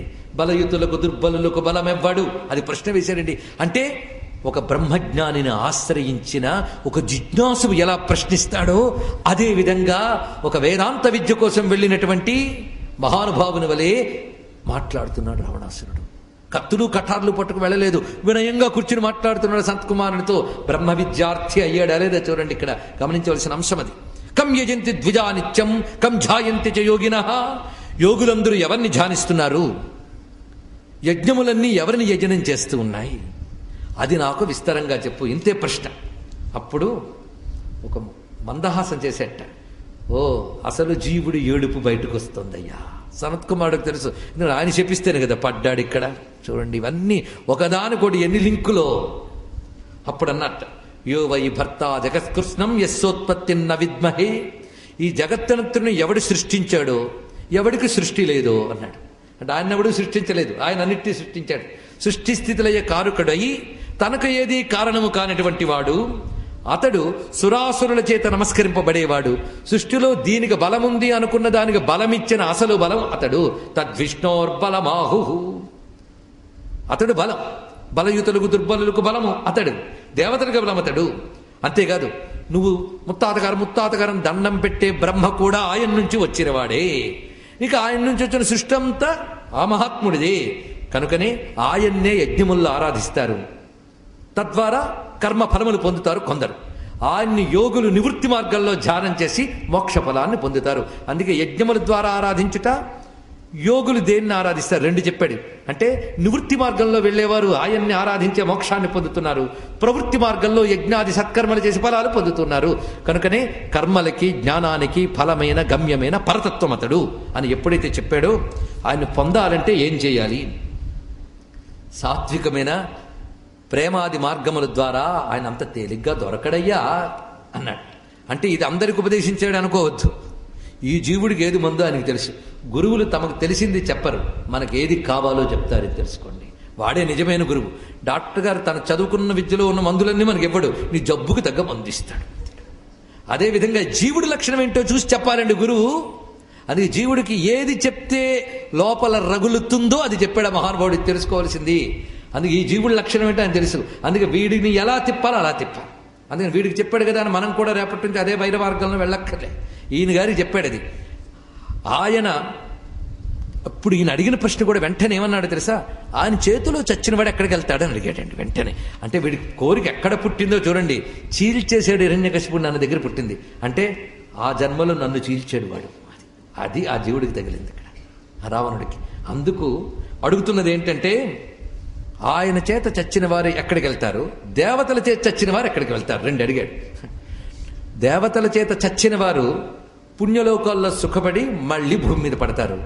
ఆయన చేత చచ్చిన వారు ఆయన లోకానికి చేరతారు, అంటే వైకుంఠ లోకానికి చేరతారు. త్రైలోక్యనాథేన జనార్దనేన ఏ ఏ హతాశ్చక్రధరేణ రాజం తేతే గతాస్తన్నిలయన్ నరేంద్రాహ.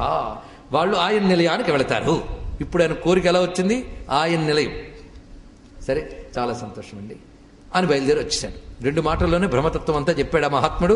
ఎలా పొందాలి, తనకేది మంచిదో చూసుకున్నాడు.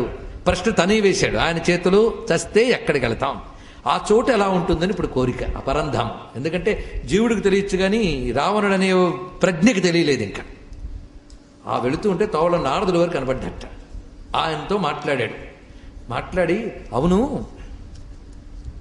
అందరికంటే బలమైన వాళ్ళు ఎవరైనా నీకు కనబడ్డారా?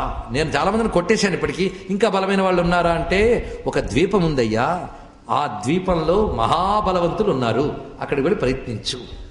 ద్వీపంలో అందరూ, నేను వెళ్ళగలనా, ప్రయత్నించన్నాడు. మామూలు వాళ్ళు వెళ్ళలేరండి, రావణుడు వెళ్ళగలిగాడు. అంటే అక్కడున్నవాడు అనుగ్రహించాడు, నారదుడు దీవించాడు. సనత్కుమారుడు తర్వాత నారదులు వారు, ఈయన అందరికీ గురువు గారి మహానుభావుడు. ఈ నారదుడు ఏం చేశాడంటే, అది శ్వేత ద్వీపం, అక్కడికి వెళ్ళు. అక్కడ ఉన్నవారు ఎవరు అంటే విష్ణు భక్తులు. వారి శరీరములకి ముసలితనము లేదు, నాశనము లేదు, అమృతమయమైన శరీరములు, మహాబల శరీరములు వారివి. ఎప్పుడు నిత్యానందంగా ఉంటారు. అనామయ దేహములతోనూ, అంటే రోగాదులు లేని దేహంతోనూ నిత్యానందితులు ఉంటారు. వాళ్ళు ఎప్పుడూ అనుభవించేది ధ్యానానందం. వారు తమ హృదయములందు ఆ నారాయణ్ణే చూస్తూ ఆ నారాయణమయమైన ఆనందంలో ఉంటారు వారందరూ. ఆ లోకమంతా నారాయణానందమయంగా ఉంటుంది. ఇది శ్వేతద్వీపము, అదొక వైకుంఠపు భూమిక. అది అక్కడున్నారు మహాత్ములు, వెళ్ళి చూడు అన్నాడు. ఈయన మళ్ళీ పుష్పక విమానం మీద బయలుదేరిపోయాడు. ఎక్కడికైనా వెళ్ళగలదు కదా పుష్పక విమానం. కానీ అక్కడికి వెళ్ళేటప్పటికల్లా కొంత దూరంలోనే విసిరి కొట్టబడిందట పుష్పక విమానం. ఇది తెలుసుకోవాల్సిన, అంటే అది ఎక్కడున్నది, ఆ వెళ్ళడం ఎలా వెళ్ళగలిగాడంటే నారదుడి యొక్క కృపా, సనత్కుమారుని దీవెన, అంతకుముందు గుహలో కనబడ్డవాడి యొక్క కారుణ్యం, అంతకుముందు ఋషి రూపంలో కనబడ్డవాడు కపిల మహర్షి, లోపల కనబడ్డవాడు నారాయణుడు. అది ఇప్పుడు అక్కడ కపిలాచార్యుని దీవెన పొందాడు. అంతకుముందు బలిచక్రవర్తి దగ్గర భటుడు రూపంలో నారాయణ దీవెన పొందాడు. ఇక్కడ మళ్ళీ సనత్కుమారుడు నారద మహర్షి ఎందరి కృపాబలం చేత, తనకున్న జీవుని వేదనాబలం చేత చేరగలిగాడు అక్కడికి. ఆ వెళ్ళి చూస్తున్నట్ట, అక్కడ ఆశ్చర్యకరమైన శరీర ప్రమాణాలతో ఉన్నట్ట. అలాంటి వాళ్ళు ఉంటారా? అంత రావణుడే ఆశ్చర్యపోయాడు. ఏంటి, వాళ్ళ తమ్ముడిని చూసి కూడా ఆశ్చర్యపోయాడు. అలాంటి పర్సనాలిటీస్ ఒక్కడు కూడా. పైగా అందరూ తేజోమయంగా సౌందర్యమయంగా ఉన్నారు. వాళ్ళని చూశాడు. ఒక ఆడవాళ్ళు అక్కడ ఆడుకుంటున్నట్ట నీటిలో, ఒక పెద్ద కోనేరులో చూస్తున్నాడు. వీడింతున్నాడు వాళ్ళ దగ్గర. గమనిస్తూ ఉంటే ఒక స్త్రీ పట్టుకుందిటండి చేత్తో. పట్టుకుని, ఇదిగో నాకు పురుగు కనిపించిందే చూడండిట. వీళ్ళందరినీ పిలిచి, ఈ పురుగు చాలా చిత్రంగా ఉంది, 10 తలకాయలు 20 చేతులు ఉన్నాయి ఈ పురుగుకి. చూసామంటే ఏది ఏది చూడండి, నేను మరకం వచ్చిందిట. ఇలా ఒక్కొక్కడు చేతులు మార్చుకుంటున్నాడు. వీడికి ప్రాణ సంకటంగా ఉంది. ఇంతవరకు ఎప్పుడు ఇలాంటిది ఎదుర్కొనలేదు. ఇంకా వీళ్ళ బలాన్ని పరీక్షించడానికి సాహసిస్తాడా? మొదట్లోనే కొట్టేసింది పురుగు అనడంతో. కీటకం. చూసారా, ఎంత వెర్రవేగిన వాడికైనా భగవంతుడు ఎక్కడైనా అహంకారం మీద మొట్టికాయ పెడతాడు. నువ్వు లోకాన్నంతా జయిస్తే మరో లోకానికి తీసుకెళ్ళని మొట్టికాయ పెడతాడు. అందుకే చూడు చూడు, కీటకం. ఒక స్త్రీమూర్తి అబల పట్టుకుని కీటకం అందంటే ఇంకా చాలు. ఇంకా మగ పురుషులు ఎవరు కనబడలేదు వాడికి. దానితోనే మహానుభావుడు కదిలిపోయాడు. అది పట్టుకుని కీటకం అని చెప్తే తప్పించుకునే మార్గంలో తెలియదు. ఎంతమంది చేతులు తిప్పుతూ ఉంటే వీడు ప్రాణం ఏమైపోతుందని భయం వేసింది. పైగా ఒక్కసారి ఎంత మెత్తగా ఉన్నాడు చూస్తా, నొక్కుతున్నట్ట. ఇంకా వీడికి ప్రాణాంతకం అయిపోతుందండి. కొందరు కింద పెట్టి తిప్పుతున్నట్ట. ఆఖరికి చూసి ఒక ఆమె చెయ్యి కరిచెట్ట. పురుగు కరిచిందని విదిలించిందట. బతుకు జీవుడా అని బయటపడ్డట. నారదుడు డాన్స్ చేస్తున్నట్ట అక్కడ. భలే భలే అని నవ్వుతున్నట్ట. ఏమిటయ్యా ఇది అని. విష్ణు భక్తులయ్యా వాళ్ళందరూ. ఎన్నో సాధనలు చేసి స్థితికి చేరినటువంటి వాళ్ళు. అనేక జన్మలు విష్ణువుని సగుణంగా ఆరాధన చేసి ఆ దివ్యమంగళ విగ్రహాన్ని ఉపాసన చేసిన విష్ణు ఉపాసకులు ఈ స్థితిని పొందారు ఇక్కడ అని చెప్పాడు. ఓహో, స్వామి సగుణారాధనతో పొందిన వాళ్ళ. అయితే ఆరాధనతో వీళ్ళు పొందారు. ఇదే పద్ధతి ఆయన చేతిలో పోగొట్టుకున్నా ఇక్కడికే వస్తారని సంతకుమారుడు చెప్పాడు కదా. ఇప్పుడు ఆయనకు దొరికిపోయింది మార్గం. వస్తానైతే అని బయలుదేరాడు. అలా రావణుడు వచ్చాడు. అప్పటి నుంచి తపన ఆయనకి, ఎప్పుడు నువ్వు వస్తావా, ఎప్పుడు నువ్వు వస్తావా అని. అందుకే శూర్పణఖ వార్త చెప్పిన తర్వాత నువ్వు ఖరదూషణాదుల్ని సంహరించిన తర్వాత అకంపనుడు వెళ్ళి వార్త చెప్తాడు రావణుడికి. మొట్టమొదట రాముడు అనేవాడు చూపించిన ప్రతాపం గురించి వార్త తెలిసింది ఖరదూషణ వధ తర్వాత. అకంపనుడు చెప్తాడు. ఆ చెప్పినప్పుడు ఒక మాట అంటాడు, ఈ విధంగా చేసాడు 14,000 మంది రాక్షసులను ఒక్కడు చంపాడనగానే కత్తి పట్టుకులేస్తాడు రావణాసురుడు. కూర్చో, ఏమండి అలా బయలుదేరిపోదామని 14,000 మంది రాక్షసులను ఒక్కడు చంపాడన్నా నువ్వు ఆలోచించాల్సింది. నేను వాడి ప్రతాపాన్ని చూశాను, అంతవరకు అందగాడు అనుకున్నాను. ధనుస్సు తీయగానే నాకు ఎలా కనబడ్డాడంటే ప్రళయకాలంలో పరమేశ్వరులా గోచరించాడు. నాకు సామాన్యం కాదు. ఆ గోచరించిన స్వరూపాన్ని చూసి నాకు ఒళ్ళు వణుకు పుట్టింది. అప్పుడు నాకు ఒకటి అనిపించింది, ఈ మహానుభావుడు ఆగ్రహిస్తే తారకాగ్రహ నక్షత్రాదులతో కూడుకున్న సమస్త లోకాన్ని క్షణంలో దగ్ధం చేయగలడు అనిపించింది. అంతేకాదు, క్షణంలో దగ్ధం చేసి మరుక్షణంలో తిరిగి సృష్టించగలడని కూడా అనిపించింది. ఇది అంటాడు అకంపనుడు. ఇది మనకు అరణ్యకాండలో వస్తుంది, జాగ్రత్త చూడండి. అంటే అర్థం ఏంటి? తిరిగి సృష్టించగలడు అంటే సృష్టి చేయగలవాడు. ఇది రాగానే కత్తి లోపల పెట్టేట. అప్పుడు సనత్కుమారుడి మాట, నారదుడి మాట, కపిలుడి మాట అన్ని మనసుకు తగిలే. ఇక్కడికి వచ్చినవాడు రావాల్సిన వాడు వచ్చాడు. అప్పుడు వేసుకున్నాడు. అప్పటి నుంచి వీడి మనస్సులో వేదన ఉంది. అందుకే సీతమ్మకి జాడ చెప్దామని హనుమంతుడు వస్తే అప్పటికప్పుడు తెల్లారులే బయలుదేరి 2 నెలల గడువు ఇస్తున్నానన్నాడు. సీతమ్మకు పెట్టిన గడువు కాదు అది, తన బతుక్కు పెట్టుకున్న గడువు అది. రమా 2 నెలల్లో తీసుకుపోవయ్యా, ఎంతకాలం 20 చేతులతో 10 తలకాయలతో ఏడిపిస్తూ ఎంతకాలం? అసలు నీకోసం ఏడుస్తున్న రావణుడయ్యా వీడు. నీకోసం జీవుడి వేదన, ఆ వేదనే అసలు రావణుడు. వీడిని అనుగ్రహించవయ్యా అని వేదన. అందుకే ఆ మహానుభావుడు అప్పటి నుంచి, పైగా నారదాదులు తెలియజేశారు అతడే వస్తాడు రాముడిగా, ఇక్ష్వాకువంశంలో పుడతాడని అనరణ్యుడు చెప్పాడు. అందరూ చెప్పారు, దాచలేదు. అప్పటి నుంచి ఎదురు చూస్తున్నాడు. అందుకే ఆ సీతమ్మని తీసుకుని ఎలా కాపాడాడో తెలుసా? అశోకవనంలో మామూలుగా కాదు, ఎలాగో అంటే మాతా ఇవ. ఈ మాట గొప్పగా ఇక్కడ ప్రయోగించాడు మహానుభావుడైన అగస్త్య మహర్షి. లంకా మానీయ యత్నేన మాతేవ పరిరక్షిత. ఇది తల్లిలా కాపాడాడు. అంతేగాని కేవలం వాంఛతో తీసుకువెళ్ళంటే అంతఃపురంలో గదిలో పెట్టేవాడు. ఈవిడికంటూ ప్రత్యేకమైన అశోకవనంలో పెట్టి ఎంత కంపకాసాడు. నోటంతో వచ్చిన మాటలన్నీ అదే. అలా చూశాడు. చిట్ట చివరికి ఆయన ధన్యుడయ్యాడు. అక్కడ కపిలుడిగా కనబడి, గుహలో తల్లితో సహా పన్నగపు దోమతెర వెనక కనబడి, ఆ తర్వాత సనత్కుమారుని చేత ఉపదేశింపబడి, నారదుని చేత ప్రేరేపింపబడి బోధింపబడిన పరతత్వము ఇదిగో మా ఎదురుగా సీతా సమేతంగా కనిపిస్తున్న నువ్వేనయ్యా రామా, నీకు నమస్కారము. ఏమి ఎరగనట్టు భలే నటిస్తున్నావే వింటూ. మాకు తెలుసు ఆ చతుర్భుజరవే శక్కచక్ర గదాహస్తుడవైన నారాయణుడు నువ్వే అని. ఒక్కసారి అగస్త్యుడు ఎప్పుడైతే నమస్కరించాడో పక్కనున్న మహర్షులందరూ శ్రీరామ జయ రామ జయ జయ రామ అన్నారు. జాంబవత్ సుగ్రీవ హనుమత్ సీతాలక్ష్మణ భరత శత్రుఘ్న పరివార సమేత శ్రీరామచంద్ర పరబ్రహ్మకి, శ్రీరామచంద్ర పరబ్రహ్మకి, శ్రీరామచంద్ర పరబ్రహ్మకి జై అని జయ జయధ్వానాలు చేశారు మొత్తం మహర్షులు. రామచంద్రుడు వారందరికీ కూడా సవినయంగా నమస్కరించాడు. ఎంత విష్ణువన్నా తాను రాముడుగా ఉన్నాడు కనుక వినయంగా నమస్కరించేశాడు. మర్యాద పురుషోత్తముడు. ఆ తర్వాత మరొక చిన్న డౌట్ ఉంది, అడుగుతాను అన్నాడు రాముడు.